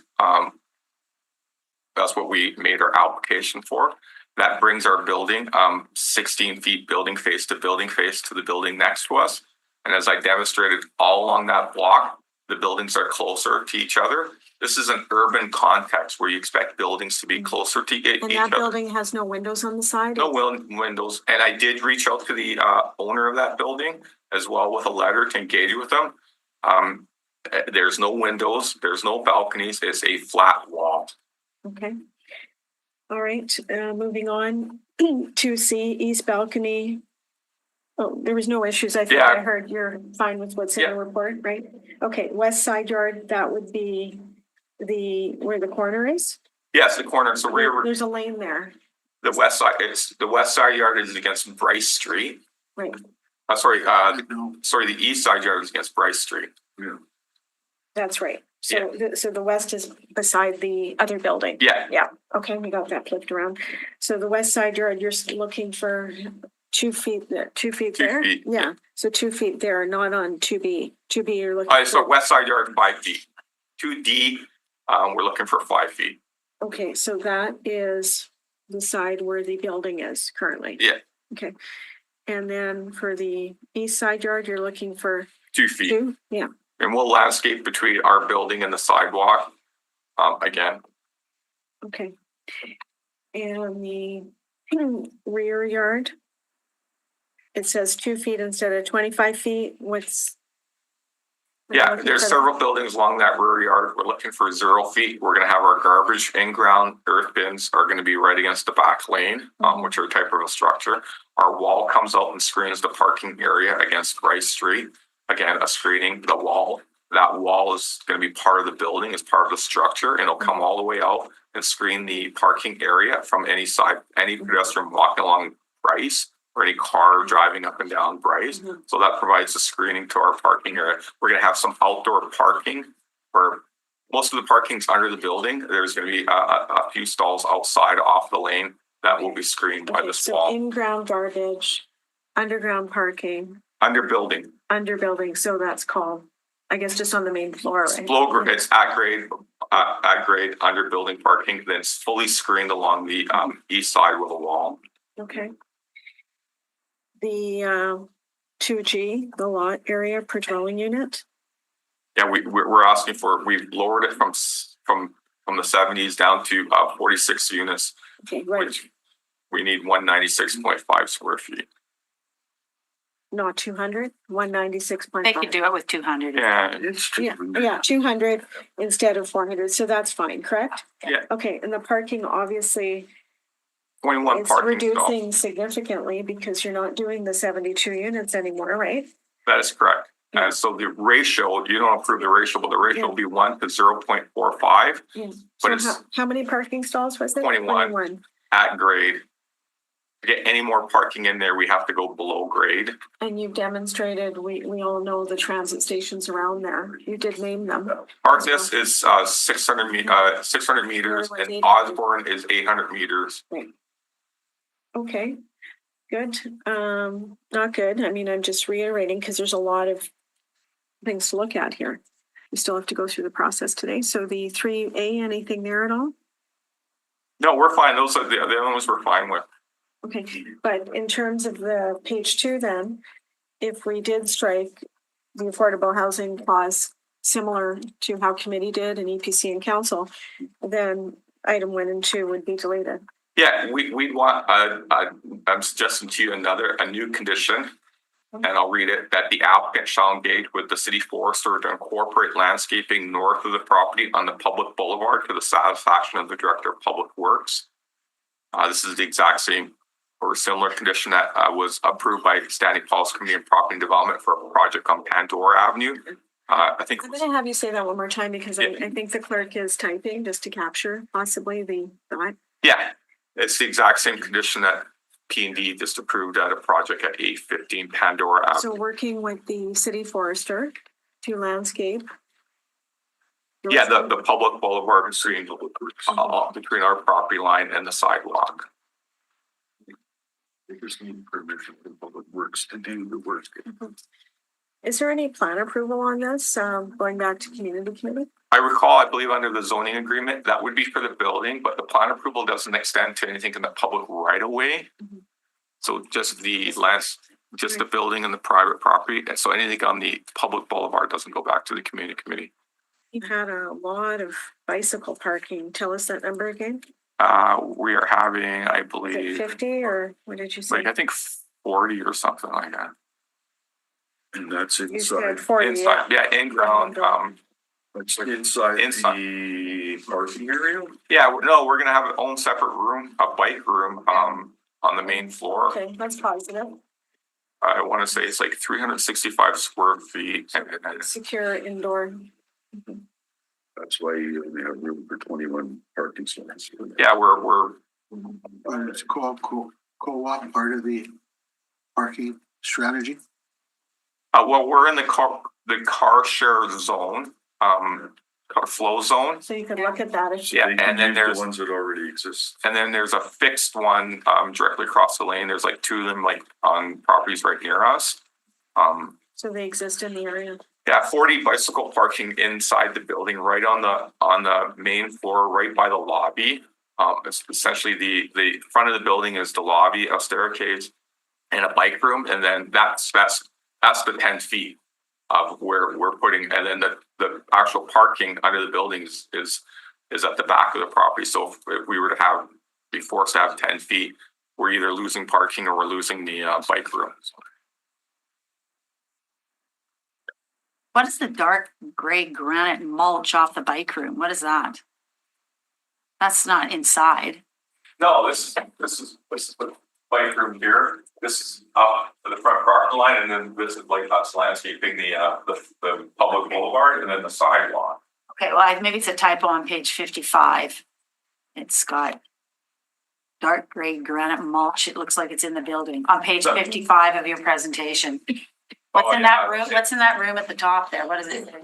Yeah, this is the over here. No, to your right, Yeah, up above. Yeah, this is the bike room. okay. I don't know. I'd have to look. Sometimes when I make these things in Apple and I convert it over, it gets jumbled up. If you've noticed, I've mentioned it a few times. I haven't been able to figure out what to do to try to correct that. I'll just go to slide 55. What do we look at?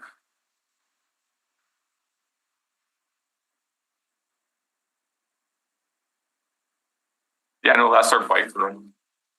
Bike room's here. And then us like landscaping the public boulevard and then the sidewalk. Okay. Okay.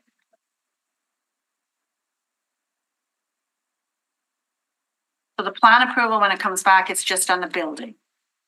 Building, and we'll have landscape along Sure. our east property line, the garbage enclosure, things like that. It doesn't get into the landscaping on the public boulevards.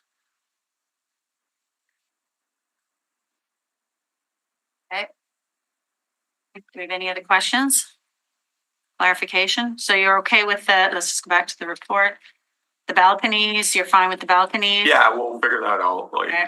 I didn't want to complex it any more complex as it is already getting into side yards and front yards. Sure. So it's the 2 amendments you're requesting, and it's the yards, units, and parking. Well, we don't really put the units, so you're estimating I that. think it was 4 amendments, I'm seeing.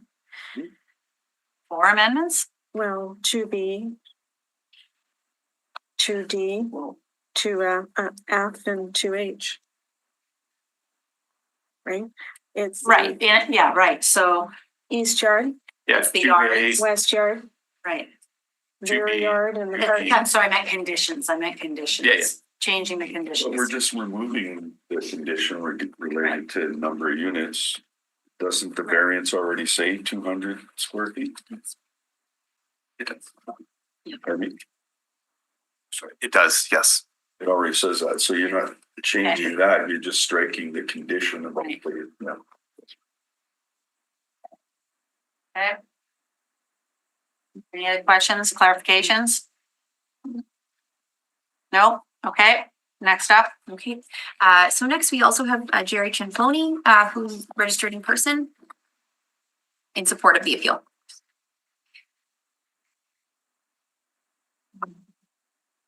And you'll also have up to 5 minutes. Thank you. Stop sharing. Try to make it quick. First of all, I'd like to thank you all for taking the time to meet today. My name is Jerry Cianfloni.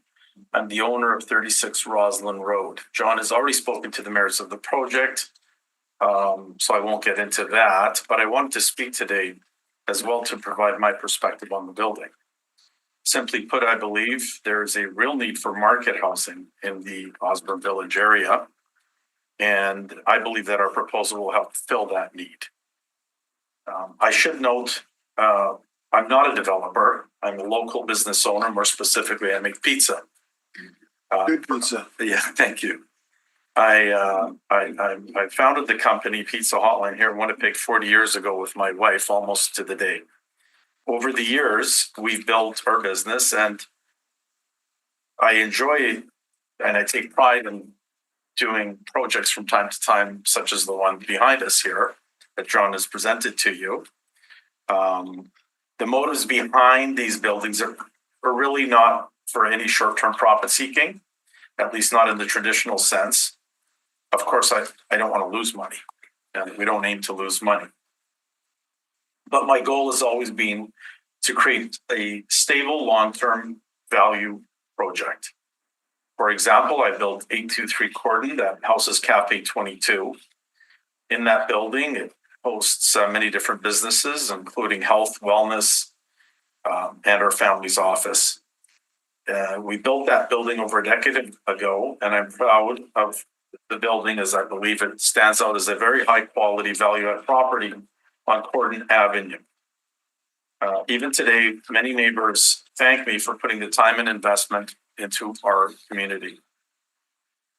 When I look at 36 Roslyn, I believe there's a similar opportunity to enhance the building and build something that makes the neighborhood a better place today and for future generations of Winnipeggers.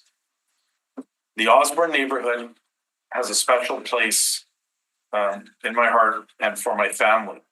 I'm a son of Italian immigrants who came from Italy with nothing and settled in the Winnipeg, Osborne area in the late 50s. When they arrived, they came to Osborne and planted, and that's where we planted our family roots. Those roots have never left. My whole family has lived here. I was born here, raised here, lived and worked throughout my entire life. I know the area well. When I look around Osborne, and specifically Roslyn Road, I see a need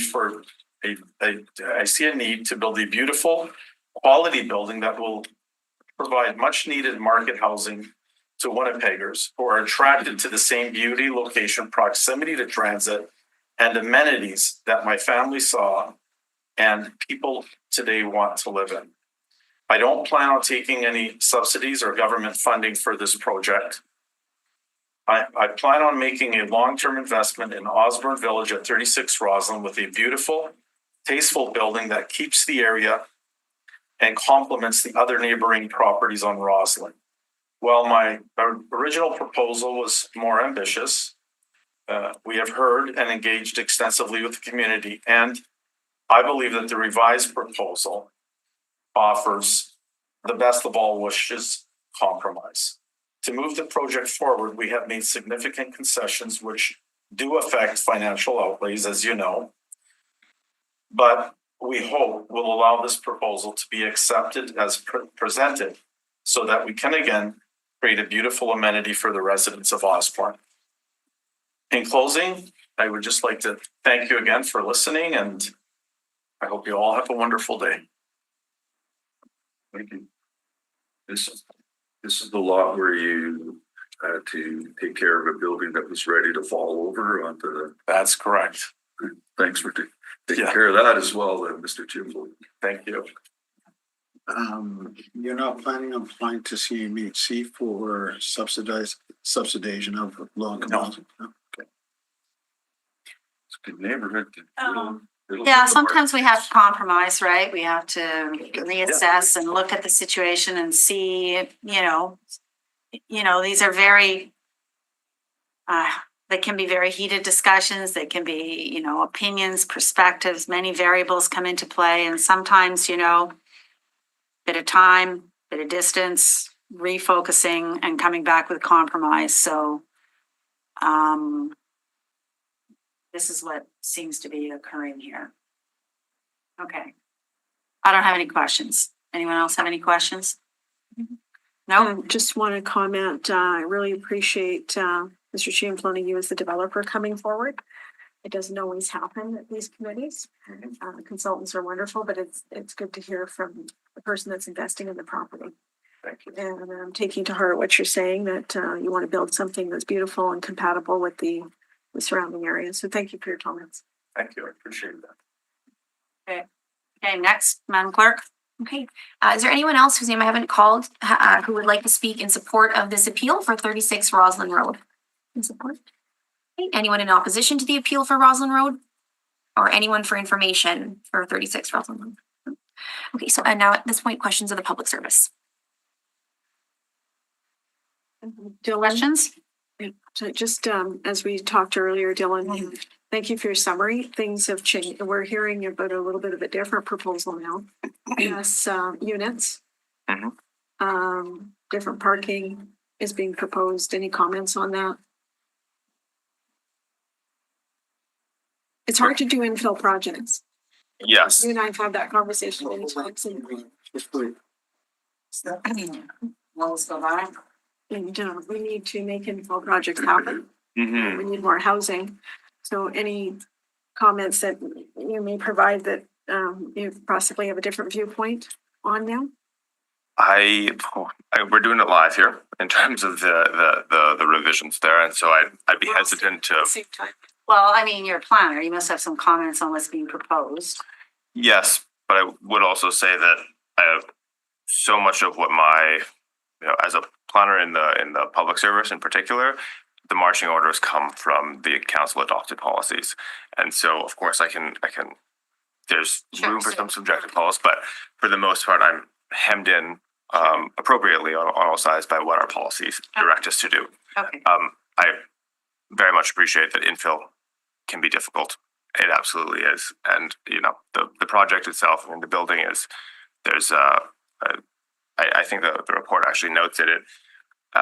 There were concerns about the yards and some other things, but of course the building it's a good looking building. We do have some constraints around what we as a public service support, and sometimes that doesn't work for an individual proposal, and that's fair. I think it's probably fair to say what the policy is versus what we as the public service support. It's the policy you're directed to support. Yes. Sometimes it sounds like it's the public service, but really it's the policy that was set out. And that sometimes I think creates, These policies are broad, right? And there is, I guess, a gray area, and that's why this committee exists. Yeah. And feel as challenging as you've said. Mhm. But we can't leave lots vacant yeah, either. and they adhere to what the council policy is set out. So it's not really like, it's not that personal opinions of the public service, it's the policy that's set out. And sometimes things change and that's what we're here to do. Anyway, it is in very good transit. Oh, it's incredible. Yeah. Transit is really good. Density is Out there, like- everything you want. Yeah. Okay, any other questions of the public service? No? Okay, so now, We can bring the appellant back up to speak in rebuttal to comments made if they would. oh, wait, public sorry. service got one more Sorry, thing. there was one thing I just wanted to note on the arbor or the city forester component. I mean, the committee will do what it wishes to do, but You want just to be arborists. clear, well, no, the applicant is already required to plant trees in the boulevard per the ACG that accompanies the rezoning application. Just So on the east side of the property? on the both flanking streets, so the north and the east boulevards, that's already laid out in the previous report. So there's not, I mean, So from a condition, you're saying it's already in there, we don't really need to. Don't need to Yes. involve the city forester, right? yeah, that's right. They're already required to meet our specs. Okay, good point. Okay, Mr. Winthrop, if you'd like to come back and speak in rebuttal to anything you've heard, you'll have up to 5 minutes to do so. Again, just want to thank the committee for its time today to go over this project. We're very excited, not only as a planner, but as a resident of the area, to see something going forward here, especially for housing and a very attractive building. And we'll continue going through the city process. Unless there's any kind of questions that the appeal committee has, I think we've outlined what we'd like to see for yards and parking and dwellings. Wanted to clarify, Madam Chair, again, the front yard was 0 feet. 0 feet, yes, and that gives us then 10 feet between the front property line and the sidewalk, which will landscape, not with just trees, but with shrubbery, flowers, decorative landscaping, not just simply trees. okay. Just with 3A and B, what were the changes to that? It was the insufficient buffering. Yeah, we're not, that has to do with the rear property where so our cars enter and exit from the back lane. And under zoning application, or zoning bylaw, you're supposed to landscape that along that Are you property asking line. for any changes? No, we Just want to clarify. No changes. yeah, we're just in the twos, A's and B's and that stuff, like nothing with the threes. Okay, What is the timeline of construction? We wanted to be starting now, but it took a while to get the application accepted process, and we were at a public hearing late last year. So, yeah, we're looking like the builder, the developer. You heard from him; he wants to get going on this project. But it's been a vacant lot. Yeah, now the construction. As soon as we get our zoning agreements, like we can. In theory, you want to be starting construction this spring, depending on how much rain and snow melt there is, and get going on this project to get into the site servicing. There's no off-site servicing, so we're looking into a foundation permit, things like that, start construction. It could be open within 18 months, a building like this, if weather cooperates, and we still got to go through the development permit and the permitting stage. any other questions? No? Okay, thank you. Thank you. Thank you. Definitely get the market rate for those suites once they're built. Any promotions or? Okay, you want to make a motion, Councilor Sharma? Sure, I can take this one. I'll move that the report of the Winnipeg Public Service be taken as read. All in favor? Move that the receipt of public representations be concluded. All in favor? I'll move that in accordance with subsection 2473 of the City of Winnipeg Charter, the variance is consistent with Plan Winnipeg and any applicable secondary plan. It does not create a substantial adverse effect on the amenities, use, safety, and convenience of the adjoining property and adjacent area, including an area separated from the property by a street or waterway. It is the minimum modification of a zoning bylaw. required to relieve the injurious effect of the zoning bylaw on the applicant's property, and it is compatible with the area in which the property to be affected is situated. I will have some amendments later, but for now, supporting reasons. It's a lot of details in this project that we heard, and I first of all want to thank you, Dylan, for your work on this file and others in the department. You do have policies that you look to, and appreciate your summary and presentation today. What we got presented with is a very attractive building, and I'm familiar with the area. I think most Winnipeggers are. I've spent a lot of time, especially when I was younger, university days in Osborne Village, and watched it evolve over the years. And this is exactly the kind of project that's needed on that particular street. They're requesting a medium-rise residential building, and I believe that's compatible with the area. We've heard about the 46 units they'd like, so the proposal did significantly change from when it was first presented at Community Committee. It is an intensification target area, and as Councillor Eadie pointed out, we heard from the delegation, it's walking distance from two stations, 600 and 800 meters respectively. 40 indoor bicycle stalls. I think it's very good amenity, and to have it in a secure spot inside the building. There's going to be underground garbage. So just the details they're presenting, it's very well thought out.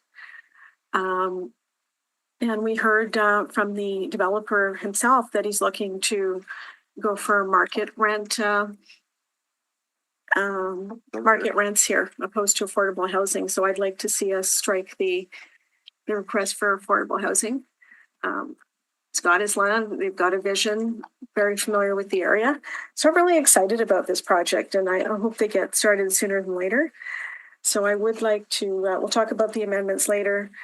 In conclusion, really happy to hear from Mr. Sinfloni directly. He wants to make the neighborhood a better place. Those were his words. And he wants to build a quality building that complements the area. So I encourage everyone on this committee to support the project as well. I just want to put a couple comments on the record too. I really support the high density here. I support the reduction in buffers around it. I personally think they should have put more units in it and less parking. I would have even supported that because it's Osborne Village. It's the most densest spot we have in the city of Winnipeg because it's so close to so many amenities and transit and cycling. We've made major investments in this part of the city, major investments from an active transportation perspective. So yeah, I'm completely supportive. It's a compromise, right? It is a compromise, and that's what we're here for, to work through compromises on projects. Sometimes like I said earlier, the heat of the moment, the many discussions that occur can, maybe cloud the waters a bit, but it is a compromise. In one of our higher density areas, there's a housing need. Again, I'd like to see a little higher and a little less parking, but it's compromise. So I will support your motion, Councillor Sharma. Thank you. Call the question. All in favor? Aye. Carried. And Madam Clerk, if you want to chime in, if I'm not quite getting it right. We did go through quite a conversation earlier, though. I'd like to move that the appeal be allowed as amended. And the amendments will be 2A, a front yard of 0 feet. So we'll strike 10 feet and replace with 0 feet. 2B, an east corner side yard of 2 feet instead of 8 feet. The 2D, a west side yard of 5 feet instead of 10 feet. 2F, a rear yard of 0 feet instead of 2 feet. And 2H, striking 43 parking stalls and putting in, now are we allowed to put a range in at all? Because can I ask that question? Like, are we able to start with or even lower, like 18 to 21? Are we able to do something like that? Because I'm hearing your comments too, Madam Chair, on the bike racks, and I'm just thinking about that once again. And sometimes it's good to give people flexibility when they're doing the detailed design in their building. So question for the planner or the clerk. You could do it as either, so you can't go below what was advertised. But you can, What was advertised? I'm just pulling that up. Okay. I think it was We'll give you a 23, sec. but I just want to make sure I have the right It's number there. 21. Or 21. Yeah, so the committee can't approve, like, give them more than what they asked for originally. This is the same thing as the. So plan. what was applied for this hearing was 21? But I just want to be Okay, absolutely sure, certain sure, that I don't go get the on, wrong we'll number. look at that. 21 or more. Okay, and then just, we'll come back to that in a moment. The conditions would be removed, would be deleted on page 2. So both, so the two, that or that, like everything condition 2 would be deleted. 1 and 2. Uh, I believe on the second page. May I just, condition 1, you may wish to keep in there because if it takes the applicant a long time to establish the rezoning to complete the process, it ensures that their variance doesn't lapse. So there's no impact to the project. It just gives them a bit of. 2 then about the letters. Thank you. Thanks for that. Do you need a few minutes for that or? It's 21 spaces is what The was proposed. 21 spaces is what was advertised? That's right. And explain that. What does that mean again? The 21 spaces is what the applicant showed in their application, the one that went to the community committee, the one that the administration had a recommendation on. That's the minimum. Yeah, exactly. So And we can't change that. you can't go below 21. You could require more than 21. You could do it at the ratio was 0.45, I think, or something like that is what they had said. And so, Went lower though, because we did hear about the car share in the area and a few of them, but we can't do that is what you're saying, correct? Okay, Correct. so 21 it is then. Okay, I think that covers it. Was it missed anything? And I believe, we discussed the balcony projections, but community committee had allowed that Oh, at the we're- 2 feet, so that's staying as. We're this is. keeping those, yeah. So the appeal be allowed as amended, Mhm. what we just stated, and the decision of the community committee, I guess, is it not concurrent or concurrent as amended, I suppose? Yeah. Exactly. Okay, Concurrent. good. Yeah. Madam Chair? All in favor? Aye. Carried. And that the variance order DAV 204-666-202-5D be confirmed? We're canceling it? Correct. Okay, thank you. Canceling it. All in favor? Aye. And that the public hearing with respect to these appeals be concluded. All in favor? Aye. Please note that committee has made a final decision on this matter, which is not subject to further appeal. Okay, all right, Thinking, so Little recess? I think we'll have a break. I can't hear this next hearing, so I'm out of here. Councilor Chambers, you said you chair. Yeah. And we'll come back at noon. Do you want to come back at noon? That's too long. That clock is wrong, sorry. Oh, sorry, that It's clock's wrong. 11:40. No, It's 11:37. 11:37. Do you want to come back at noon or I don't know how long a break you want. Doesn't matter. 11:45. 11:45. Oh, very good. Back in about 5 minutes. That's right. Welcome back to the appeal committee of the Winnipeg Public Works Committee. I'll turn it over Appeals to our committee, clerk. Mr. Chair. Sorry, Appeals committee. Appeals Committee, yeah. Public Works. Yes, yes. Yeah, I'll turn it over to our clerk to hear item number 3 and 4 today. Thank you, Mr. Chair. Item number 3 is an appeal against the decision of the Assiniboia Community Committee to approve a conditional use for 4820 Roblin Boulevard under file number DCU 217664A/2022D. In accordance with the City of Winnipeg Charter and the Development Procedures Bylaw, this is a combined hearing and the following item will also be heard at the same time. Namely, item 4 is an appeal against the decision of the Assiniboia Community Committee to approve a variance for 4820 Roblin Boulevard under file number DAV 217621A/2022D. Please note communications were received in support of and in opposition to the appeal, which have been distributed to all members of the committee. We do have someone joining us over Zoom, so just for that individual, you are muted and will only be permitted to speak when called upon. Once you have been heard, you can either remain in the Zoom meeting or leave and continue to watch live via the city's YouTube channel. And if you do have if you are currently watching the live meeting on YouTube, please mute the audio player. And I have a brief summary from our administration, Mr. Chair. Yes, thank you. So Yeah, this will be familiar to this committee and to many people here, but I'll just quickly run through a quick recap. So this is a property at the southeast corner of Roblin Boulevard and Dieppe Road. This is in the Charleswood Tuxedo Westwood ward. It's a site that encompasses 3 separate properties, and together they have a combined size of approximately 4.7 acres.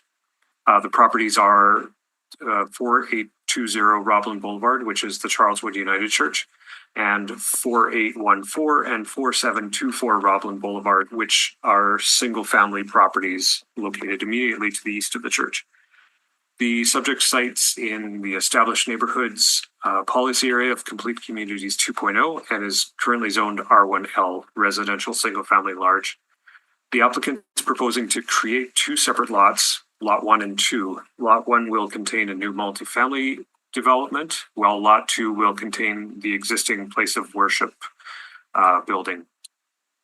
A little bit more information on each of these lots. On Lot 1, the applicant proposes to rezone to RMFM, residential multifamily medium, in order to build a multifamily building. This building will be 6 stories in height and have a total of 132 dwelling units. On proposed Lot 2, the applicant proposes to maintain the existing place of worship use, and the existing parking area at the back will still take its access from the side streets, Dieppe Road. There's going to be no shared vehicular access between proposed Lot 1 and Lot 2. The proposed development required a subdivision and rezoning application. As well, it required variance and conditional use applications. And those 2 latter applications are before this committee today. Both the variance and conditional use applications pertain to the church property, proposed Lot 2. The variances are for the number of parking stalls on the church lot. They are proposing 102 parking stalls instead of 116 stalls. This is 14 stalls fewer than what the zoning bylaw allows for. But the public service supports this variance because the 102 stalls is the same number of stalls that the church has had on this site since approximately 2008. Additionally, there's a variance for the parking area's side yard setback distance on the east side of the property. They're proposing a parking area side yard setback of 1.5 feet instead of the required 4 feet. And this variance is supported because this side yard is adjacent to the proposed multifamily site rather than along an adjacent property that has nothing to do with this development. The conditional use application is to maintain a place of worship use on an R1 single family lot. Because this property is being subdivided and the church is continuing operations on what is effectively a new lot, this conditional use application is required. This despite the church being there for a number of years. The public service supports this conditional use because the church has been located here for a number of decades, and this location is at the corner of an arterial street, Roblin Boulevard, and a collector street, Dieppe Road. In November of 2025, the Assiniboia community concurred in the recommendations of the Winnipeg Public Service with respect to these applications and approved these applications. But the associated variance and conditional use applications were appealed by members of the public and is before this committee today. So that's a summary, and I can answer any questions there may be. Any questions of committee members? And again, the only question I have is that it is, I mean, instead of why they're applying for conditional use as opposed to rezoning to C2. Right. Yeah. So they're retaining for the church lot. They're retaining the existing R1 zoning. As to the reason why the applicant is wanting to do that, they could speak to that. As far as the public services view, we prefer keeping this, if the church is staying, just accommodating it through a conditional use application rather than rezoning. And then if it's C2, then the church could, unlikely, but theoretically just clear it down and put up a strip mall, and that may not be appropriate. Okay, all right. Thank you. All right. Okay, so we'll move on to the representations. There was a number of people here in support of the appeal, but I want to make sure, just double check, we have none of the actual appellants here to speak because they would be going first. So if any of the following individuals are here and would like to speak, please let me know. Francisco Roman Castillo, Amanda Rismani, Bradley Smith, Allison Summerfield, Melissa Tennant, Jesse Thiessen, Tyler Thiessen. So the appellants are not here? Correct. So They were here earlier, were they not? I'm not sure if they were here today at the previous hearing. I don't believe they were Okay. there either. So That's these are the right. folks that sent in the letter of appeal by the Yes. deadline on the order. Yes, thank you. Okay, so we can then move into those in support of the appeal though. I didn't hear Mr. Lucas on the list. So no, that individual is not listed as an appellant on this file. Not anymore. Right, they would in support of the appeal. But I believe we have a few folks in support of the appeal, so we'll go to those folks. So Christopher Strang, are you here today? I'm sorry for mispronouncing your name. Sorry? No, I don't. No, Christopher registered to be in person. Okay, so if Christopher isn't here, we do have Barbara Cannon's registered also, and Barbara is joining us over Zoom. So Barbara, I'm just going to ask you to unmute your microphone and you can start your video, and then you'll have up to 5 minutes with the committee.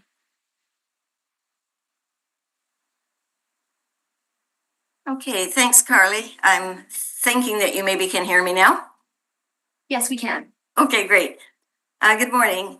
Well, I guess it's almost afternoon. My name's Barb Cannons and I'm a resident of Buckingham Road. And once again, I'd like to thank you for the opportunity to speak in opposition to the request for variances for the Charleswood United Church parking lot. As I mentioned at the previous meeting on January 14th, the shortage of spaces requested for this lot reflect the overall shortage of space for this entire endeavor. This lot is the site of constant activity and often exceeds its limitations. Firstly, though, I'd like to clarify my comment from the last presentation regarding the potential for additional parking in this lot as a result of the apartment block proposed in the adjacent property. The development does indeed meet the required parking spots of 198 and in fact has 200 resident spots with 20 visitor spots available. My point was simply that given the close proximity, it's not unreasonable to expect that there may be slop over parking onto the United Church lot, which would add to the space shortage. Furthermore, I would like to mention that the request to move the lot closer to the eastern edge of the church property in order to plant a buffer for the Dieppe Road residents in the middle of the parking space will prove to be of limited success given the snow clearing methods in the lot, combined with salt and sand that will make tree growth virtually untenable. I also feel compelled to comment on the developer's claims that tree plantings will offer screening for residents from the development. We do, in fact, have a number of tall trees on our own property. Even at their mature height, the new apartment block will tower over them by at least 25 or 30 feet. And keep in mind that that's taken 50 years of our residency here to attain those heights. Trees don't instantly offer up maximum benefit. I recognize that the developer stated at the last meeting that the church will be able to easily augment the number of church parking spots by clearing more of the trees that they were planning to leave in place at the southern end of the lot. Much emphasis was placed on the effort to preserve the trees on the church lot and to those of us who live in the neighborhood. We know that the few trees saved in that space nowhere nearly equates the massive clear cutting that will happen on the development site and the number of trees that will be decimated to make way for the apartment block and its parking lot. I know that destruction of this forested area has not garnered the attention that the LeMay Forest did, but so many of the concerns raised are the same for both properties.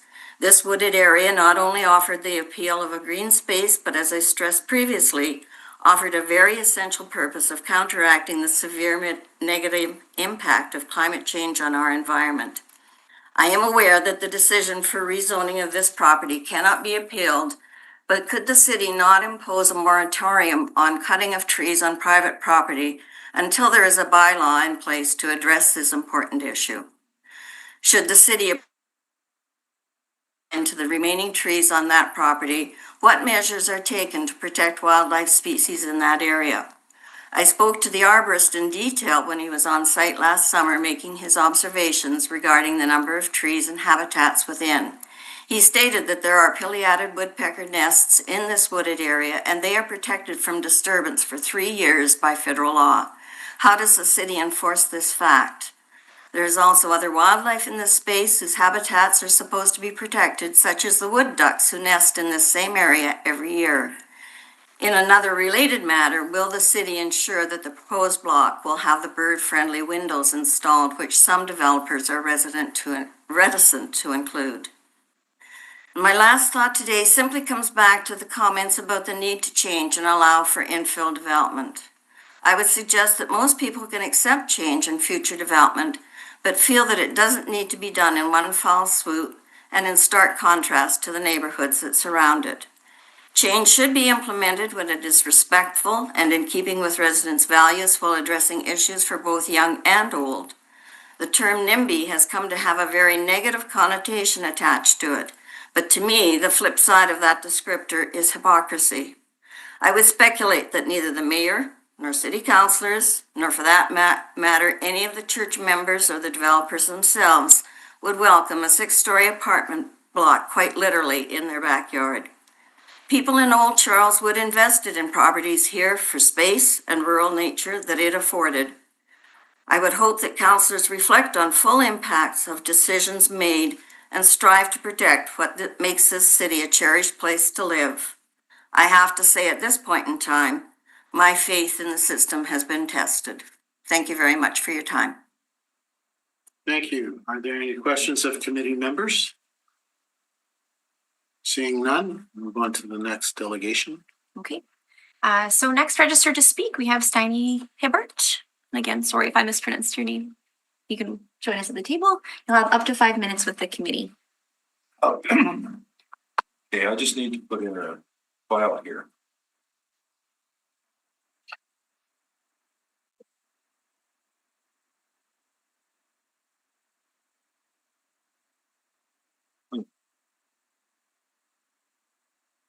Bear with me, please. Now we've got Josh coming to give you a hand here. We need.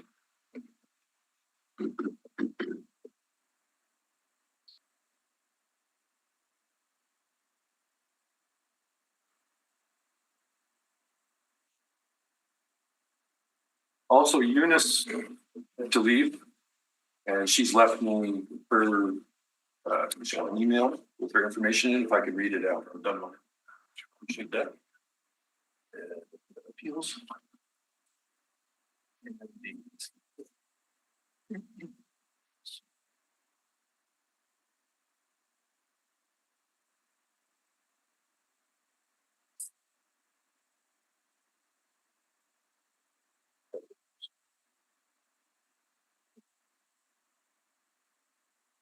This picture you're seeing here is me standing at my. Just state your name. Oh, sorry. Yeah. Please.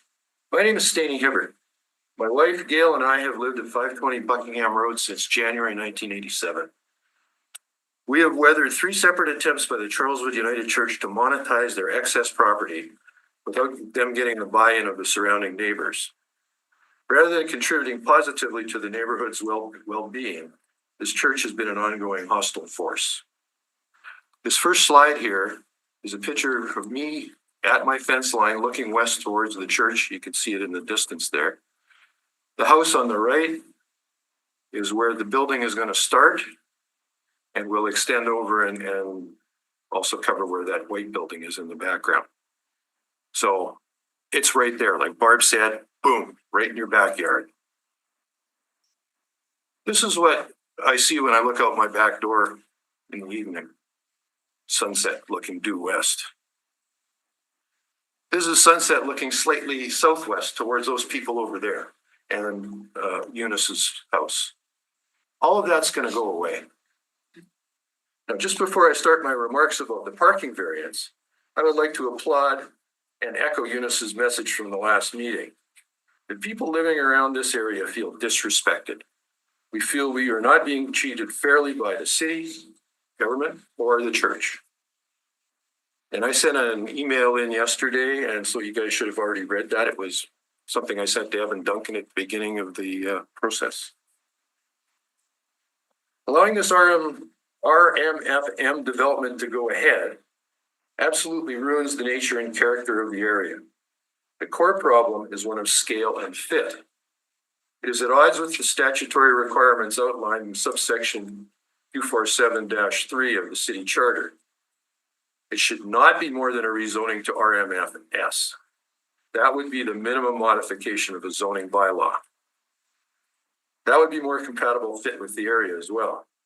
As proposed, the rezoning to RMFM is not consistent with Plan Winnipeg, and it does create a substantial adverse effect on the adjacent properties. On to the parking. The 116 parking stall requirement has been in effect since the building of the hall adjoining the church in 2008. In addition to this, the conditional use order required that the parking lot be paved and appropriate drainage be installed along with fencing and landscaping. The Charleswood United Church did not complete these requirements. The city planners never followed up with them. The lot was left gravel. Drainage was downhill runoff into the woods. The fencing and landscaping were nowhere to be found. In 2015, a delegation of local residents held a meeting with then Councillor Marty Burantz and City Planner James Veach. During our preparation to oppose the Masons Light lease development proposal, we uncovered the fact that the conditional use requirements for the hall had not been fulfilled. We called Mr. Veach on this situation. I personally told him it was not our job to be bylaw enforcement officers. He commented on how busy their department was, and he assured us that now that they were aware of the situation, steps would be taken. Later that year, we saw the paving and installation of drainage to the lot. This was the main item of contention of ours, and it is partially addressed the frequent flooding of our woods and the backyards. This next slide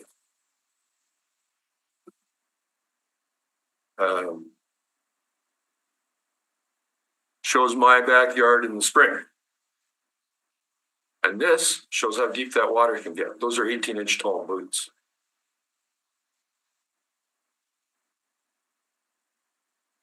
We now discover they never did comply with the requirement for the 116 lots. They just paved over with the existing 102 stall gravel lot. At the south end of their parking lot is about an 86-foot strip of woodland. At present, it is used as a dumping ground for the snow on the lot.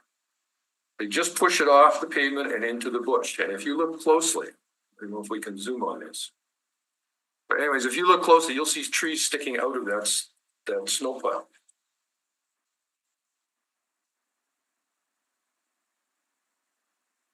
This is a wrong thing to do. This snow should be trucked off site. Leaving it in the bush to melt feeds into the flooding issues that plague many of our yards and kill several of our trees annually. Sorry, I lost a few minutes. Yeah, do we need more time? I have one more page. Move extension of 2 minutes. So, Yeah, that'll do. all those in favor? Most carried. So what should be done?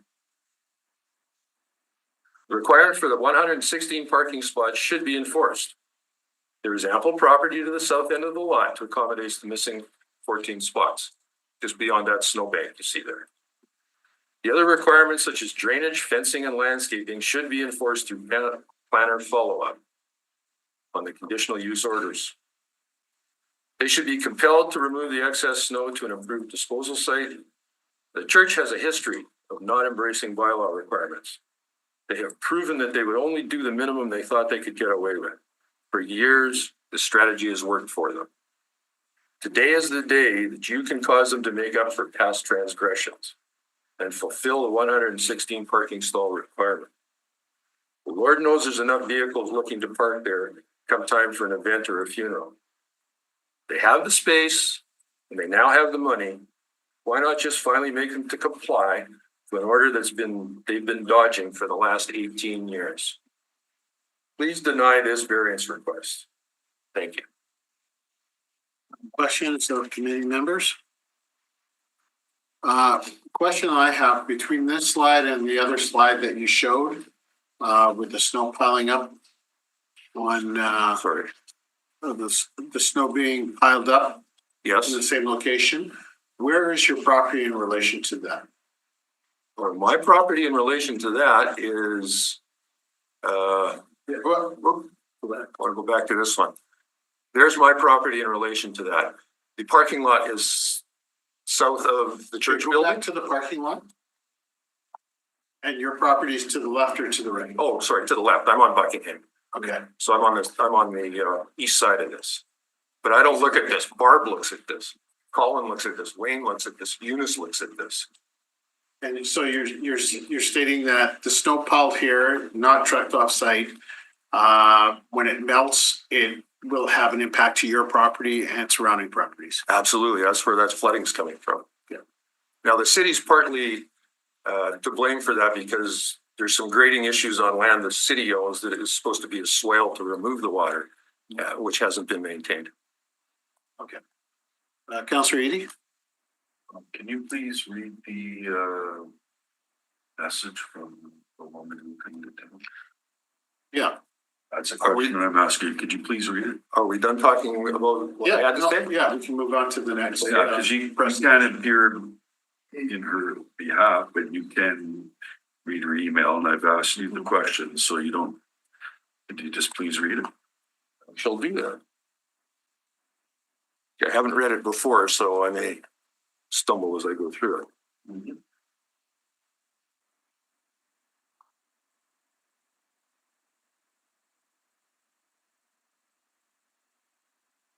This is a question of right versus wrong.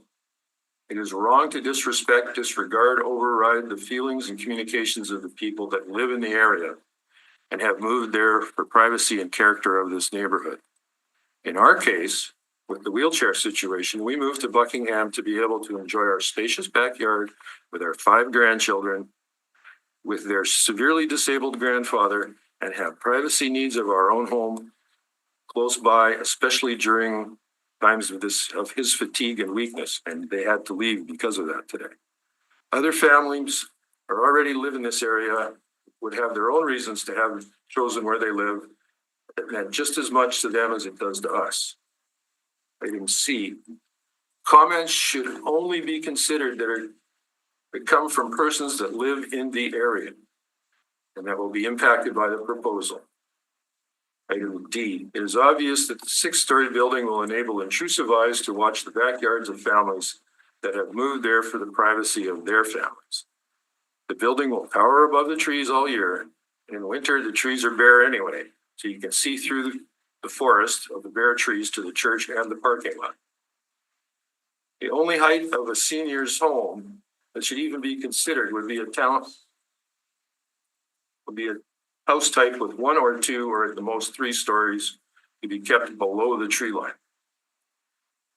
Item F, it is obvious that having that many more vehicles in that neighborhood will affect the area and compound the problems that already exist for Equal Dieppe School.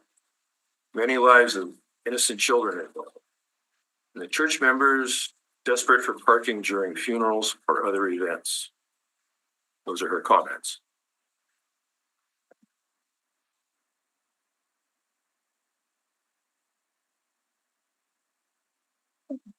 Mr. Chair, I'll ask a question. Okay, go ahead. Mr. Hibbert, it's Hibbert. Yes, thanks for your presentation today.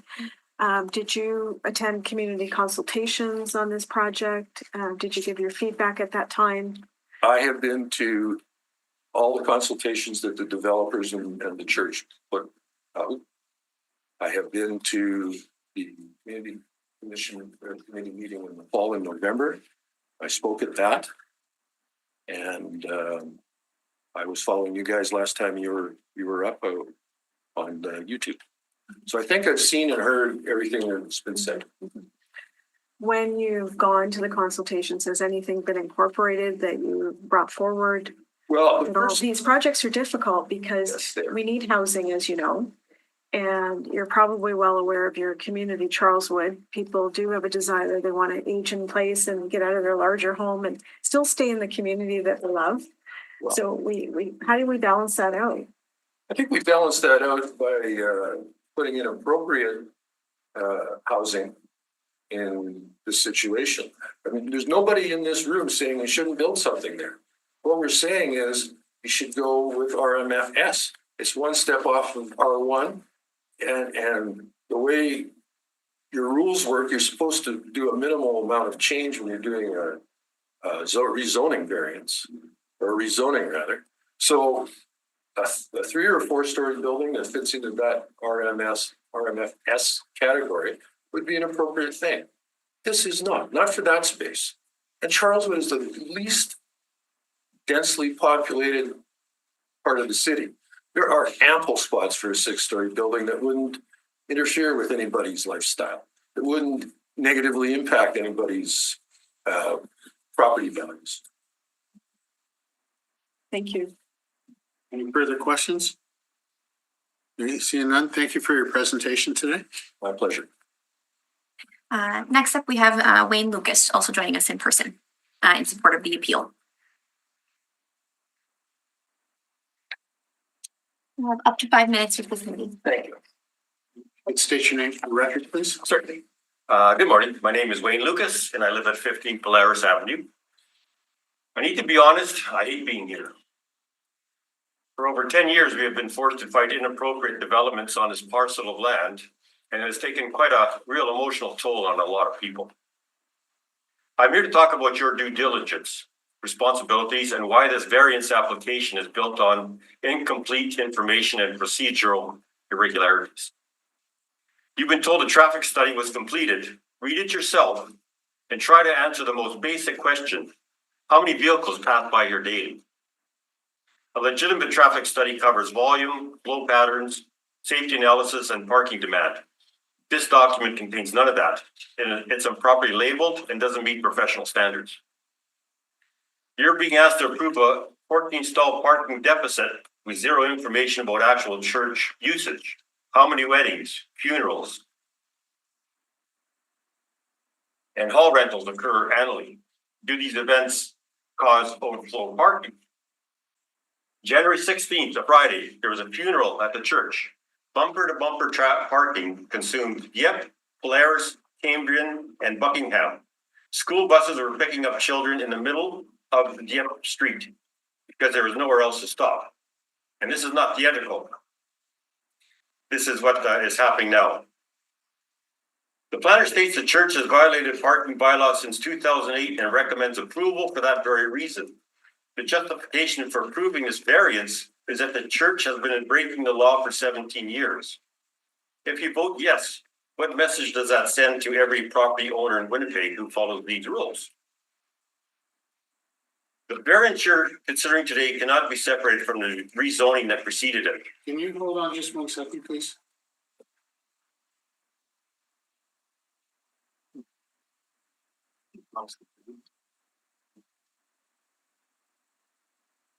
It's difficult to hear. Yeah. They're coming again. Okay, please proceed. The variance you're considering today cannot be separated from the rezoning that preceded it. That rezoning process was composed by significant procedural failures, critical information was missing or misrepresented. The same traffic study was used to solicit a yes vote. Lot size exaggerated. It was stated there was a substantial increase in lot size. The actual fact, only half an acre. Missing public works approval. No approval provided for exit onto Robin Boulevard, a fundamental safety requirement. Safety concerns were systematically dismissed and belittled. Councillor Duncan blamed Dieppe's traffic problems on a school and cited a 20-year-old survey to dismiss current safety concerns caused by this new development. The pattern is clear. Missing or flawed documents, no legitimate traffic study, no church uses data, missing public works approval, and misrepresentation of lot size differences. And systematically belittling of the public's concerns. Councillors, when you look at the totality of what I presented, can you honestly say this process has been fair, thorough, and impartial? The residents of this community have lost confidence in this process. We believe both the rezoning approval and this variance application have been compromised by incomplete information and procedural failures. I respectfully request that you recommend both the rezoning decision and this variance application be referred to an independent review committee before any final approvals are granted. We're not asking for you to deny the application. We're asking you to ensure the process is fair, complete, and based on facts, which is what the residents who elected you deserve. An independent review will either validate the decisions already made or identify the deficiencies we've raised. Either outcome serves the public interest better than proceeding with reasonable doubt hanging over this entire process. Thank you. Any questions, community members? Thank you, Mr. Lucas, for your presentation. What are you specifically saying was not fair in the process?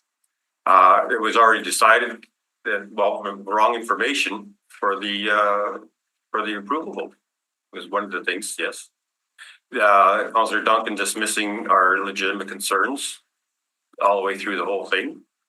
The misrepresentation of the size of the lot, saying it was, what did I say, exaggerated because it was only half an acre. They said it was substantially increased, but it only came to half an acre. And this was pointed out. The Public Works report I asked for at the meeting for where's the approval for going on to Robin Boulevard. Councillor Duncan said he would supply that, but he voted on it without supplying it. And so far, I haven't got any information on that. So lot beside the church. Did you raise any of these items with the clerks? With the clerk? I did. With the clerk at the time at the committee. Did you raise any of these? When they were talking, how can you? Once you dismissed your. So just outside of the process, you haven't raised it anywhere? Oh, with Mr. Duncan, I haven't. He refuses to talk to me about anything that's happened during that time. Yeah. Councillor Eden, go ahead. Okay.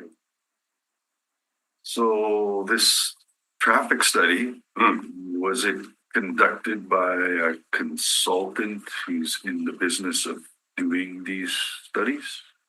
If you read the traffic study, you accuse that traffic study of being wishy-washy and not professional. So can you please, was that, I believe that traffic study, whatever, was completed by a reputable firm? And what did the traffic study, what was its commission for? Right? What was the commission for, sir? Did you read it? Yeah. Did you? Never mind. You know, I'm sorry, but it's to do. Another question I have. At the Boulevard. As the school. Just ask me a question. Hold on. We're going to direct questions through the chair. Okay. Okay? And we're not going to be combative. Pardon me, Mr. Chair. All right. I've got my answer with this one. Okay. Anyway, I have one last question. Go ahead. I don't know if the presenter knows or not, but has the school asked for a loading zone for their bus instead of having parking in front of their school? Okay. So can you respond to that question? Do you know if the school has requested a parking zone or a loading zone for their school buses? You'll have to ask Councillor Duncan that because he blames the school division on that, but I think they have, but I know there's some parking times that they cannot park there. This was at noon hour when they picking up the children. So that sounds more like a daycare or a kindergarten? No, the kindergarten, no, the school. So yes, there is a parking bylaw at certain times of the day. I don't know about noon hour, but there was a point that the buses had nowhere to drop off the kids. Must be a loading zone in front of the school. Now, I was asked about the traffic study. Sorry? The traffic study. Okay. The traffic study was particularly commissioned to study the cut in the boulevard and only discussed that part and the traffic on the west side, northwest. So it has nothing to do with the actual, I did not say anything to do with traffic. It was just dealing with the cut in the boulevard, and I'm sure the developers will correct me if I said something wrong. So, looking at the plans in page 19 of 47, the ingress and egress are on Dieppe for the church, and then ingress, there's no ingress off of Roblin Boulevard, correct? Or egress off of Roblin Boulevard. It will be on, I guess, the west side of the church, which is which street? East side of the church. The traffic studies on north of Roblin The traffic study, dealt with the disposal traffic study deals with the cut in the boulevard on the north side of Roblin, beside the church is where they want to enter and exit off of. it's either, like, I'm not seeing any boulevard cuts on Roblin Boulevard. I guess the ingress would be Dieppe Road, correct? Not for the subdivision. For the church, The church is always, yes, that's where that and is. that's where it currently Yeah. exists. Yeah, For the development, yes. where's the ingress and egress? Well, only they can, that's the study that they had done. They're cutting the boulevard on Roblin Boulevard.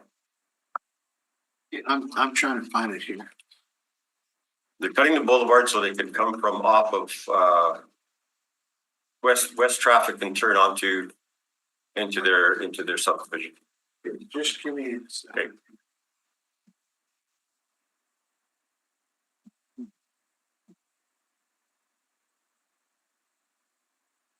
Just 1 second, I'm just pulling it up on a minute.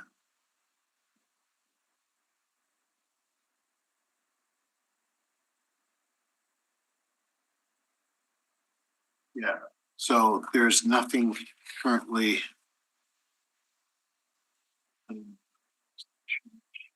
So Buckingham, there, no, geez. It would have to be off of Roblin Boulevard. Okay. All right, thank you. I have no further questions. Any other questions, committee members? Okay, thank you for your presentations, Maura. Okay, is there anyone else whose name I haven't called who would like to speak in support of the appeal? You can come. Sorry? Oh, okay, you're registered in support of the appeal, so opposed to the project? Like, same position as, yeah, okay, sure. Yeah, you can come up to the thing here. Got the information while I was on a plane, so. Apologize.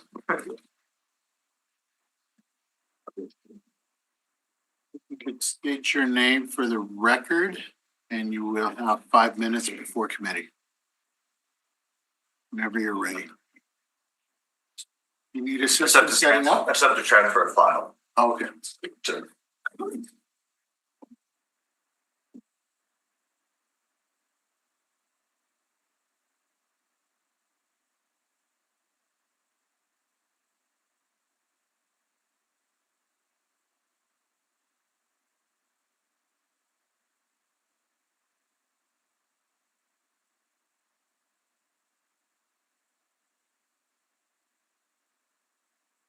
Or do I, or can I connect direct to my computer? Is it on your travel? I have to put it onto onto the strap. So Okay, just be quick.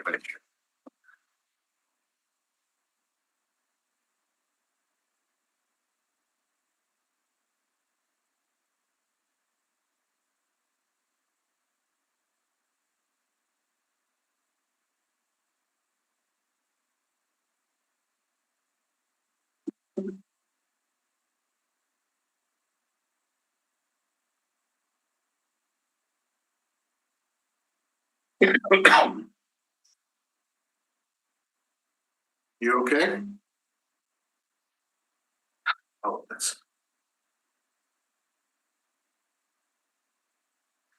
Take a recess, Mr. Recess? Chair. Take a recess, yeah. Please. Welcome back to the Appeal Committee for Public Works. I'll turn it over to our clerk to continue on. So at this point in the process, we are still on hearing the representations, and we are on the folks who are in support of the appeal. And we have Colin Nichols joining us in person today. You can state your name for the public record. Hi, my name's Colin Nichols. I currently live at 566 Buckingham Road. And I want to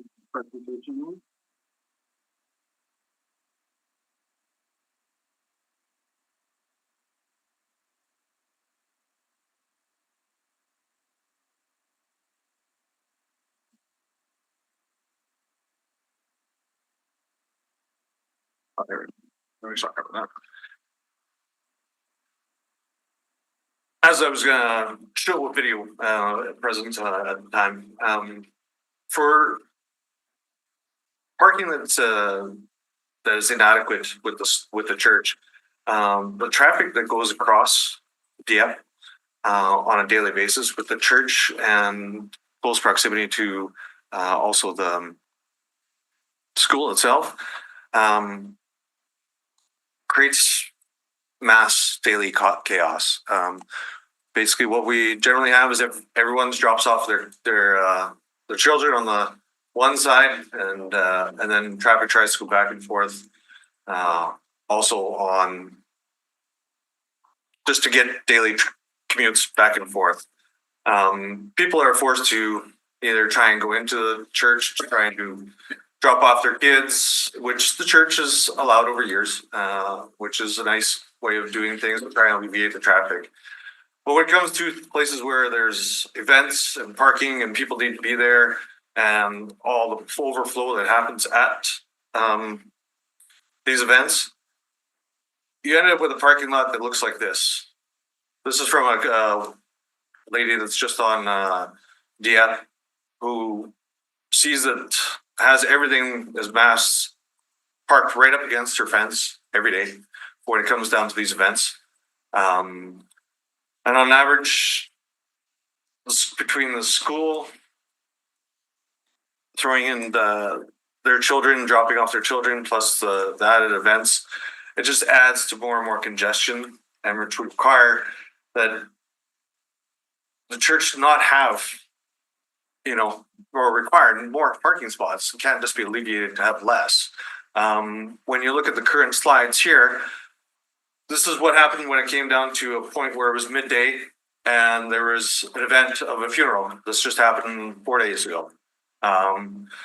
People are basically, the buses are stopping in the middle of the street, dropping off all their children, crossing over. Parking are all on the one hand side is complete to capacity. So the loading zone part that was discussed earlier really doesn't have a factor at that point. They basically, when it comes down to events like this, loading zones and the parking for the buses are basically only based in the morning at 3:30. So it doesn't happen during any time during the day. When you go ahead and go through events at the church, you'll continue to have overflow parking on Dieppe, which creates congestion for the Dieppe school. When you continue to go through the parking lot that exists at the church that is still inadequate for the events that they have, you'll find on the other picture where it's to capacity already. And to manipulate your cars and vehicles around this parking lot that exists already, you'll see the left photo. You can't even fit a standard car between how it's double parked and overflowed. When you continue to look at the next pictures, you'll see that the snowbank at the end and the current parking that is involved these vehicles are stacked one on top of each other. And to throw in the snowbanks and the current events, it's tough to have anything really allow them to get to capacity.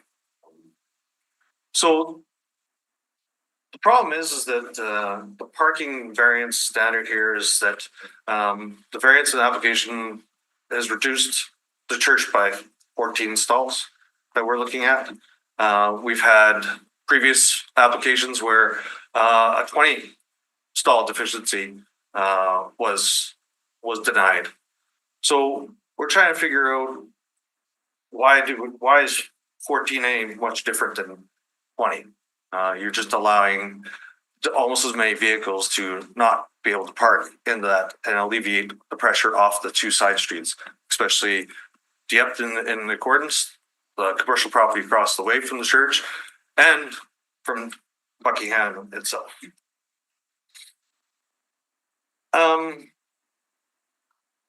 Planner's report, when we looked at it, when it came down through the times of examination, we found out that there was no request for an additional 3 minutes.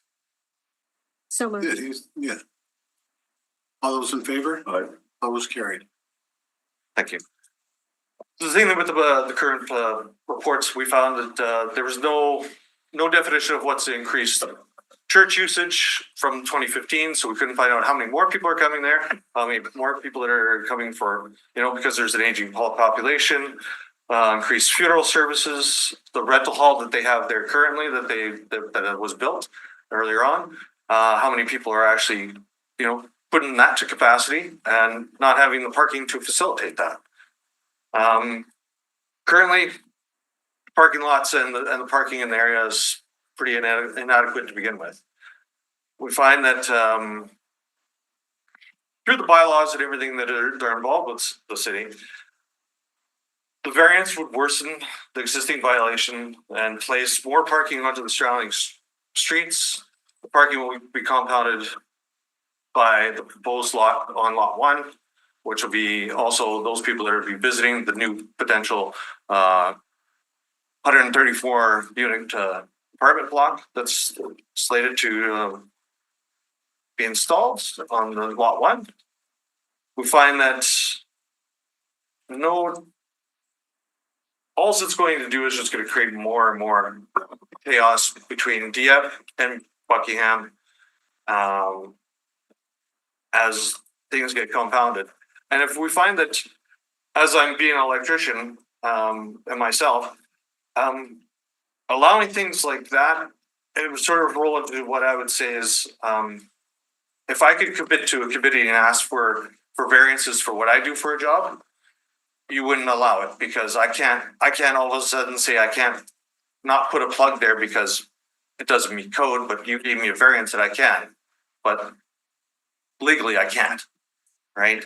So this is where I find is that how can you Get a variance. identify variances one way and variances another? It would be the same thing as me saying I can't have a smoke alarm in your bedroom because I got a variance from a counselor saying that I don't have to have one, where your city bylaws state that I have to. So I don't understand why we can dance around that issue when it's been perfectly defined in the city bylaws of what is required and what is needed to meet standards. Also, if I want to direct to what Wayne had said about when we were talking about the cut-in and the traffic issues, the cut-in on the north end of the property, it's a cut-in that comes across from the north side, cuts down to go into the new residential development. What the developer had not done in this traffic issue is said, they never said anything about, they said everything going westbound or eastbound. When you look at everything that goes from eastbound, if you look in the community that it is, from that traffic perspective, if you left that for that property on the new development, the first place you can go is up to Buckingham. And if you put that many people on Buckingham, and if you've ever been on Buckingham, it is a gravel road, basically. And you're throwing people down that way. It didn't really address many issues at hand. Mr. Chair, that's time. Yeah. Do you need any more time to finish your presentation? I could address in 2 minutes worth of traffic issues if you like. Yeah, motion for 2 minutes. I'll do extension of final 2 minutes. All those in favor? Motion carried. Go ahead. Thank you. If you take a look at the traffic issues, the traffic study was done by the city of Winnipeg prior to this, which I've looked at. 29,400 vehicles do cross on Roblin on a daily basis. When you throw into the possibility of the new development and not having adequate parking on the church side, it just creates more and more traffic, adjusting to different ways of getting around that area.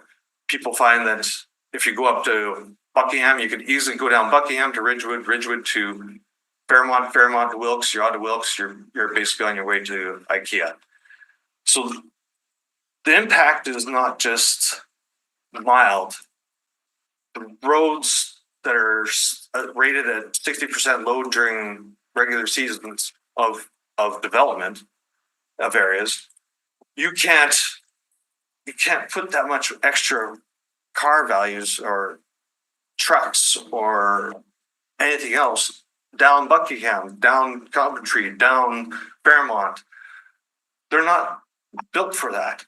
Until they're built for that, then you can probably say it works. But you can't just say you can cut in from the north and only do a study going one way. It just doesn't make sense. And as for everything else that's involved with traffic, people at Winnipeg will always find a way to get around different ways, different alternative routes, and those routes are probably not beneficial to those people that are in the area because people are a creature of habit. All right. Are there any questions? Go ahead, Councillor Eady. So just trying to get a sense of this, funerals, depending on who's passed away, depends on how many people show up. Are you saying there's consistently funerals happening at this church that bring out like more people than the existing parking lot can hold? Correct. Just over the past week, the entire parking lot was at capacity. The up was at capacity at its parking. So was Polaris and Cambrian, and I didn't have the photo installed onto my presentation, but Wayne had his actual driveway cut off because there was not enough parking, so they decided to park in front of his driveway. So I think I'm hearing that there's always funerals that bring out so many people. Anyway, the other question, I kind of slipped on your description. So the westbound traffic is on the north side of Roblin, and the eastbound is on the south side. And when I was picturing the F, which is a T intersection, I was picturing the F coming up from the south and becoming, you can't continue to go north after Roblin. Is that correct? Correct. That is correct, right? Okay. Because I just got a little confused. I just want to make sure I'm understanding. And so the actual church is on the eastbound side? Correct. Southeast. So it'll be on the southeast side, but it'll be the eastbound. Yeah. So on the opposite side from the school. The school has a DF address, I think I heard. Correct. And the church has a Roblin address. Okay, so. Right at the corner, there is a strip mall Yes, to the southwest side of the, Southwest corner is a strip mall, and correct, then the school's beside that, yeah, further south. correct, further south, okay. Um, all right, so I got it, okay, I just wanted to make sure. Thank you. Right, any other questions? Okay, seeing none, thank you for your presentation before committee today. thank you. Is there anyone else who would like to speak in support of the appeal for 4820 Roblin? No? Then we can move on to those in opposition to the appeal. We have Jackie Wilkie and Jas Kalar registered in person with us today. I hope your back gets better. You be both. Thank you.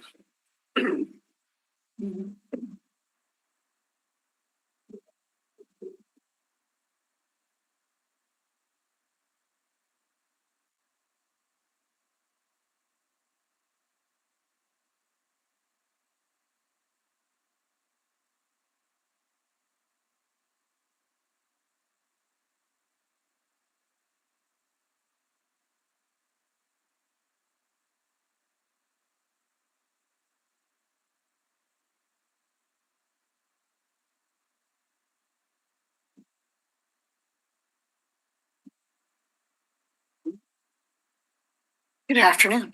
My name is Jackie Wilkie. I'm with McGowan Russell Group. We're here representing the applicants for the subdivision rezoning and variance and conditional use that are on appeal right now.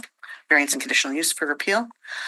As we discussed with previously, how it has been set out, the variances are the east side yard between the church and the new development to have a 1.5 foot instead of 4 foot. This is to allow for landscaping of correct size in the center of the parking lot to ensure that trees have sufficient root space to grow as a center landscape area within the parking. This does not affect others within the area. It is between the developer and the church. The other is the 102 parking spaces instead of 116. The existing parking has 102 stalls, and we're looking to have that kept.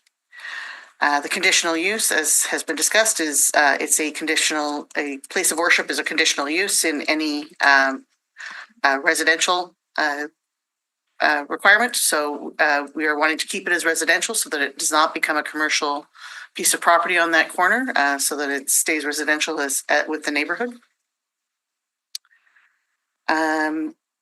We have the reason that we have the 102 stalls instead of 116 is that we're looking to keep 86 feet of tree space from the end of the parking lot to the south of the property.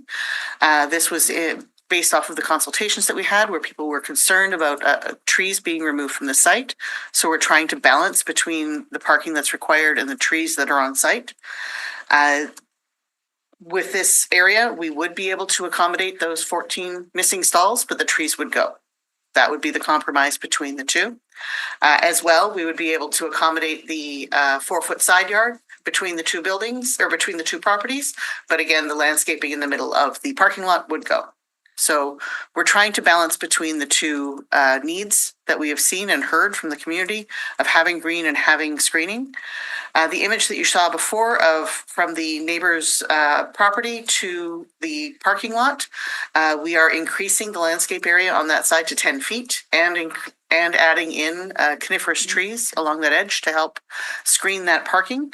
There is an existing fence along that edge as well.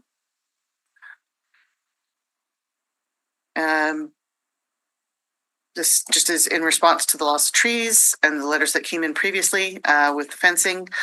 In regards to drainage, the entire site will be regraded and reconstructed so that it is meeting the City of Winnipeg requirements for lot grading. And we are putting in a LDS system so that we have all ponding on the site in the parking lot areas, and we are reducing the amount of water within the treat area that is both from the church site as well as the adjacent sites.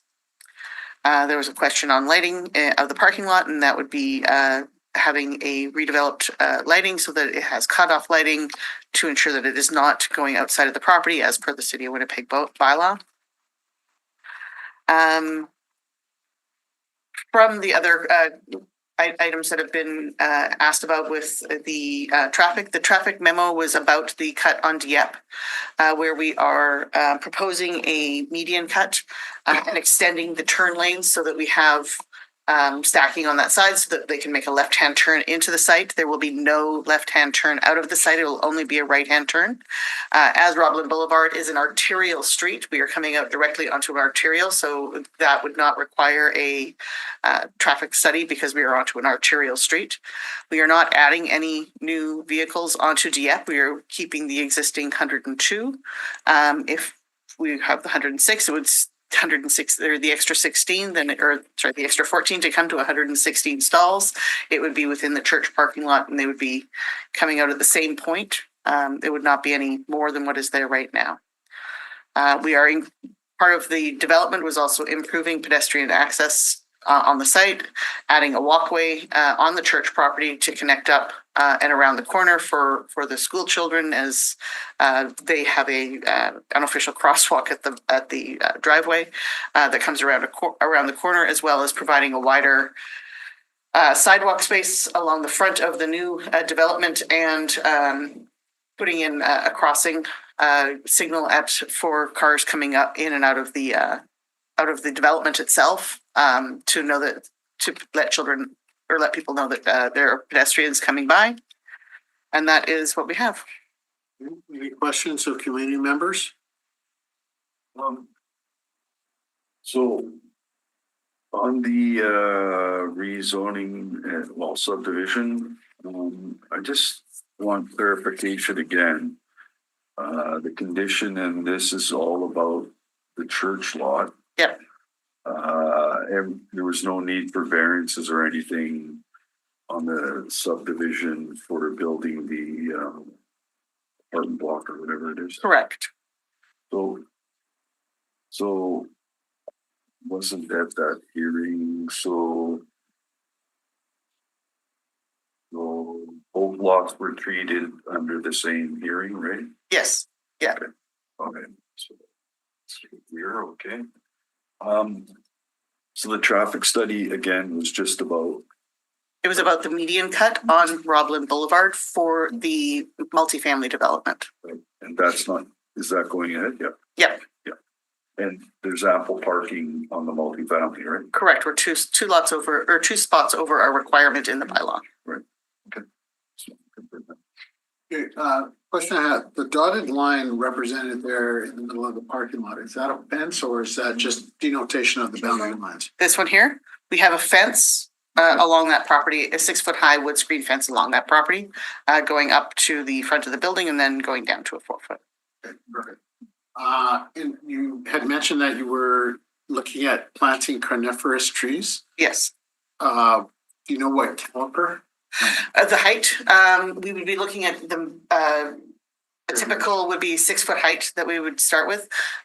Again, it's a matter of what we can get at the time. We're still dealing with a lot of reduction in stock in nurseries for larger size trees, but we would get as big as we could get for that side. And that would probably just go back to plan approval. Mm-hmm. Right, any other questions? Go ahead, Councillor Sharma. Thank you. Just parking, Jackie, 102 parking stalls is what's being requested, and it's essentially the same that the church has been using for quite a while, since 2008. Is that correct? Correct. You don't feel, the group doesn't feel there's a need for any more? We were trying to balance between what one part of the community was saying and what others are saying. So there was a desire to keep trees in the area or on the site. So we said, okay, well, we can keep these trees and then just go with the existing number of parking stalls. Right. If we went with the required number of parking stalls, we wouldn't have the trees. It's a balancing act. Yeah. So it's for those variances, if the community decides to accept the appeal on the variances, we would just not have that landscaping and not have those trees. That's just the way it would end up having to be. Thank you. In terms of snow storage or snow removal, what are the plans here? Because in other photos, it did show from the church parking lot. Yeah, they were Calling it, I guess. down here, yeah. Yeah. We can have a conversation with the church about that. We are not in their we are not responsible for their maintenance, but we can have a conversation about it. For the residential side of it. For the residential side, it'll be taken. Yeah, it would be taken off site. Any other questions? All right, thank you very much. Thank you. Mr. Kaler, do you have any? No, unless there's any questions. Yeah, just actually, I'll ask one question. Yeah. I've heard over time, in a lot of neighborhoods, in particular in Charleswood, that there's a desire to age in place, and people raise their families here and they're part of the community for a long time. They want to age in place. They're looking for this type of housing. Can you speak to that? What did you hear during the consultations? Would you like to speak to it or? Sure. I mean, we have a similar project, 55 plus Oakdale residences. It's on backing on William Clement on Oakdale Drive, just north of Grant.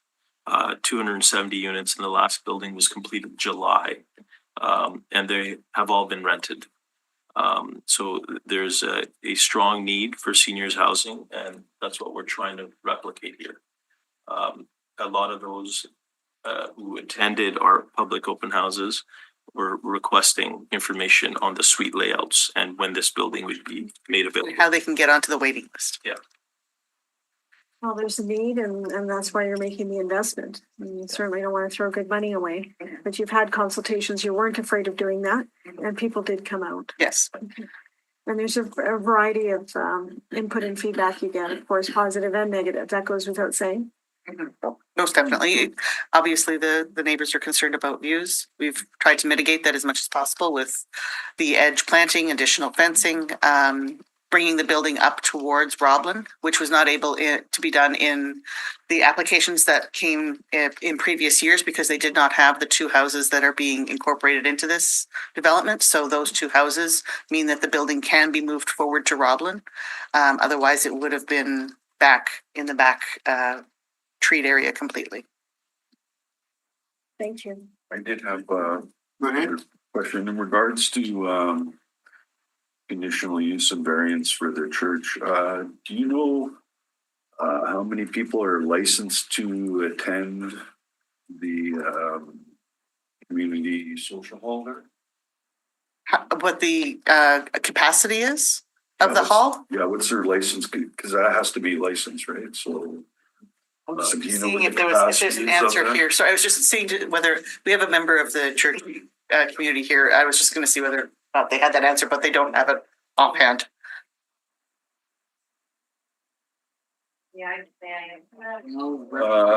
From the gallery. If you want to come in opposition to the appeal, you can speak to it. No, we'll just wait. Please. Okay, any other questions? Seeing none, thank you for your presentation before committee today. Thank you. I didn't have anyone else registered to speak, but if you'd like, if there's anyone else here who would like to speak in opposition to the appeal, you're welcome to join us at the table.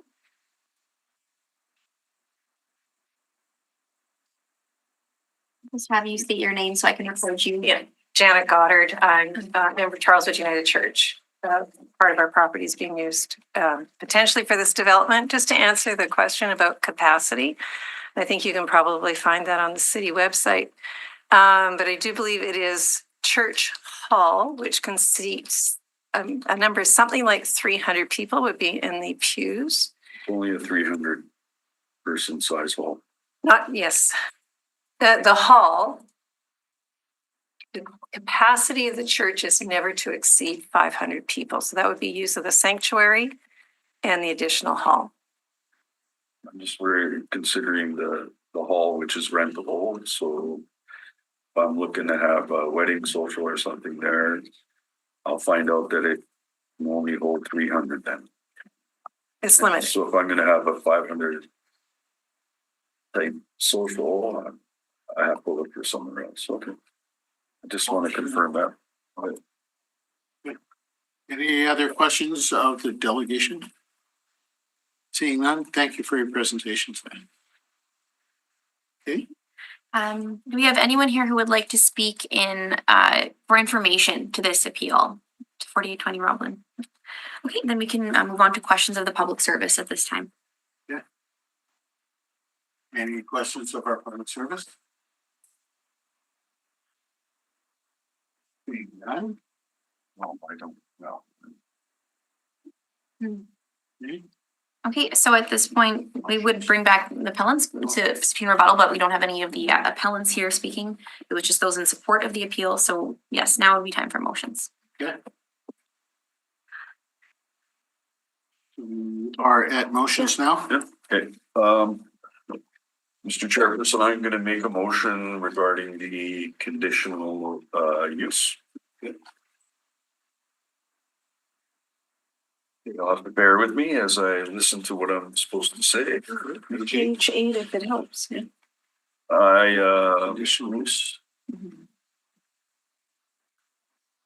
I move that the report of the Winnipeg Public Service taken as read. All those in favor? Aye. All those I carried? move that receipt of public representations be concluded. All those in favor? Aye. All those carried? I'm gonna move that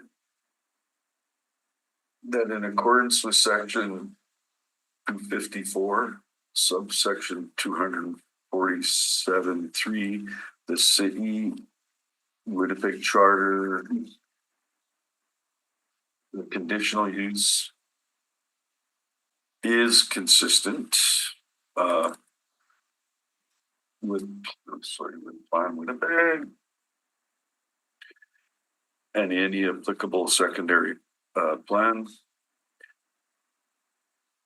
does not create a substantial adverse effect on the amenities, use, safety, and convenience of the adjoining property and adjacent areas, including an area separated from the property by a street or waterway, and is compatible with the area which the property be affected is situated. And my supporting reasons on the conditional use, this property is being used for church use for some decades. Actually, at least 4 or 5 decades, I think. And this is a common practice for conditional use for church use. You probably find some of the number of these around the city. And those are my supporting reasons. Thank you. I'll add some as well, Mr. Chair. I do concur in the motion as presented. These are difficult conversations to have. It's been, a file that's had both positive and negative feedback through the system. But our city is growing and there's needs for housing, and the Charleswood community is in need of housing for older adults. This proposal, I believe, finds that balance. And many families, they've been here for a very long time in this community, and when folks get older, they're looking to age in place. And this project gives that opportunity to people. It's a good project. The location makes a lot of sense. Some people are affected, and that's disappointing. But green space, parking, traffic, all of these things are considered. And a decision always has to be made one way or the other. So I do appreciate all the residents that have come forward. We've definitely taken our time with this file. We actually laid it over one time just to, make sure we were really diving into it and reading all the documentation that we had. So I'm very supportive of this. The conditional use obviously came about because of the entire project that was put forward. And that's what triggered this conditional use. So I echo the sentiments of Councillor Eady, and I think it's going to be good for the community as a whole. I'm happy to move it forward today. Just to add in terms of supporting reasons, it's, the establishment of the church that has been in this on this property for the last 60 plus years. Continues on, and it's great to see that there is use of the church. We've seen decline in some churches, but this obvious one that is a strong partner in the community. And I'd like to see that continue. I do have concerns with respect to how snow or in wetter seasons, how that impacts adjoining properties. The video or the photo of the individual with 18-inch rubber boots on and, standing in water that was nearly to the top of those boots, is concerning, and proper drainage has to be addressed through a swale or some other mechanism that will allow that property to drain and not be impacted by additional uses of that space. So that's the only concern that I have. So with that, I will call the question. All those in favor? Aye. Opposed, carried. I move that the appeal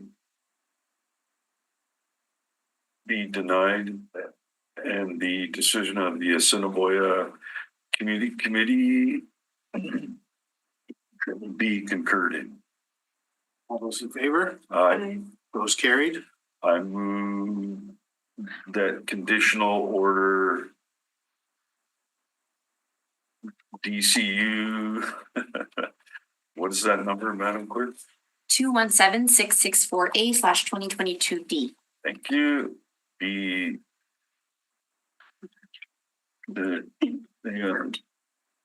Confirmed. Be confirmed, yeah. Question. All those in favor? Aye. Opposed? I move that the public hearing with respect to this hearing appeal be concluded. All those in favor? Aye. Aye. Opposed, carried. On to, sorry, go ahead. I don't have anything to say here. We'll move on to the variance. Yeah.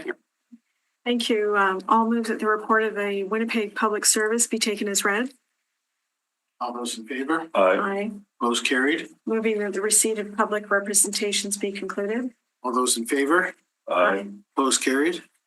I'll move that in accordance with subsection 2473 of the City of Winnipeg Charter, the variance is consistent with Plan Winnipeg and any applicable secondary plan. It does not create a substantial adverse effect on the amenities, use, safety, and convenience of the adjoining property and adjacent area, including an area separated from the property by a street or waterway. It is a minimum modification of a zoning bylaw required to relieve the injurious effect of the zoning bylaw on the applicant's property, and it is compatible with the area in which the property to be affected is situated. Supporting reasons, we heard from the public service that the 102 parking stalls is in fact the same number the church has had on site since 2008.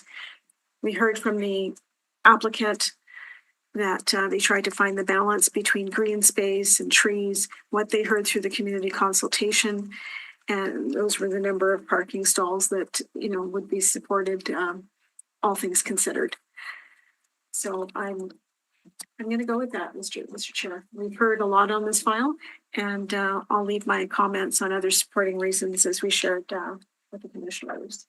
I'd just like to add one more supporting comment. I will be voting for this motion. One of the things that when you're looking at creating a city and you look at density, and usually, and I prefer to see higher density building happening along arterial streets. Roblin Boulevard, it sounds quaint, but it turns into a highway once you're outside of Winnipeg. And therefore, there will be a lot of traffic counts back and forth on there. I don't know, I didn't hear anything that it, Roblin or this Grant turns into Roblin, that they're at capacity necessarily. So it just makes sense for building multifamily along arterial roads. With that, I'll call the question. All those in favor? Aye. Those carried. I'll move that the appeal be denied and the decision of the Assiniboia Community Committee be concurred in. All those in favor? Aye. All those carried. Moving that the variance order DAV 217621 of 2025D be confirmed. All those in favor? Aye. Those carried. I'll move that the public hearing with respect to these appeals be concluded. All those in favor? Aye. Those carried. Please note the committee has made a final decision on this matter, which is not subject to further appeal. Right. Adjourned. Yes, all those in favor? Aye. Those carried. We stand adjourned. Thank you, everyone.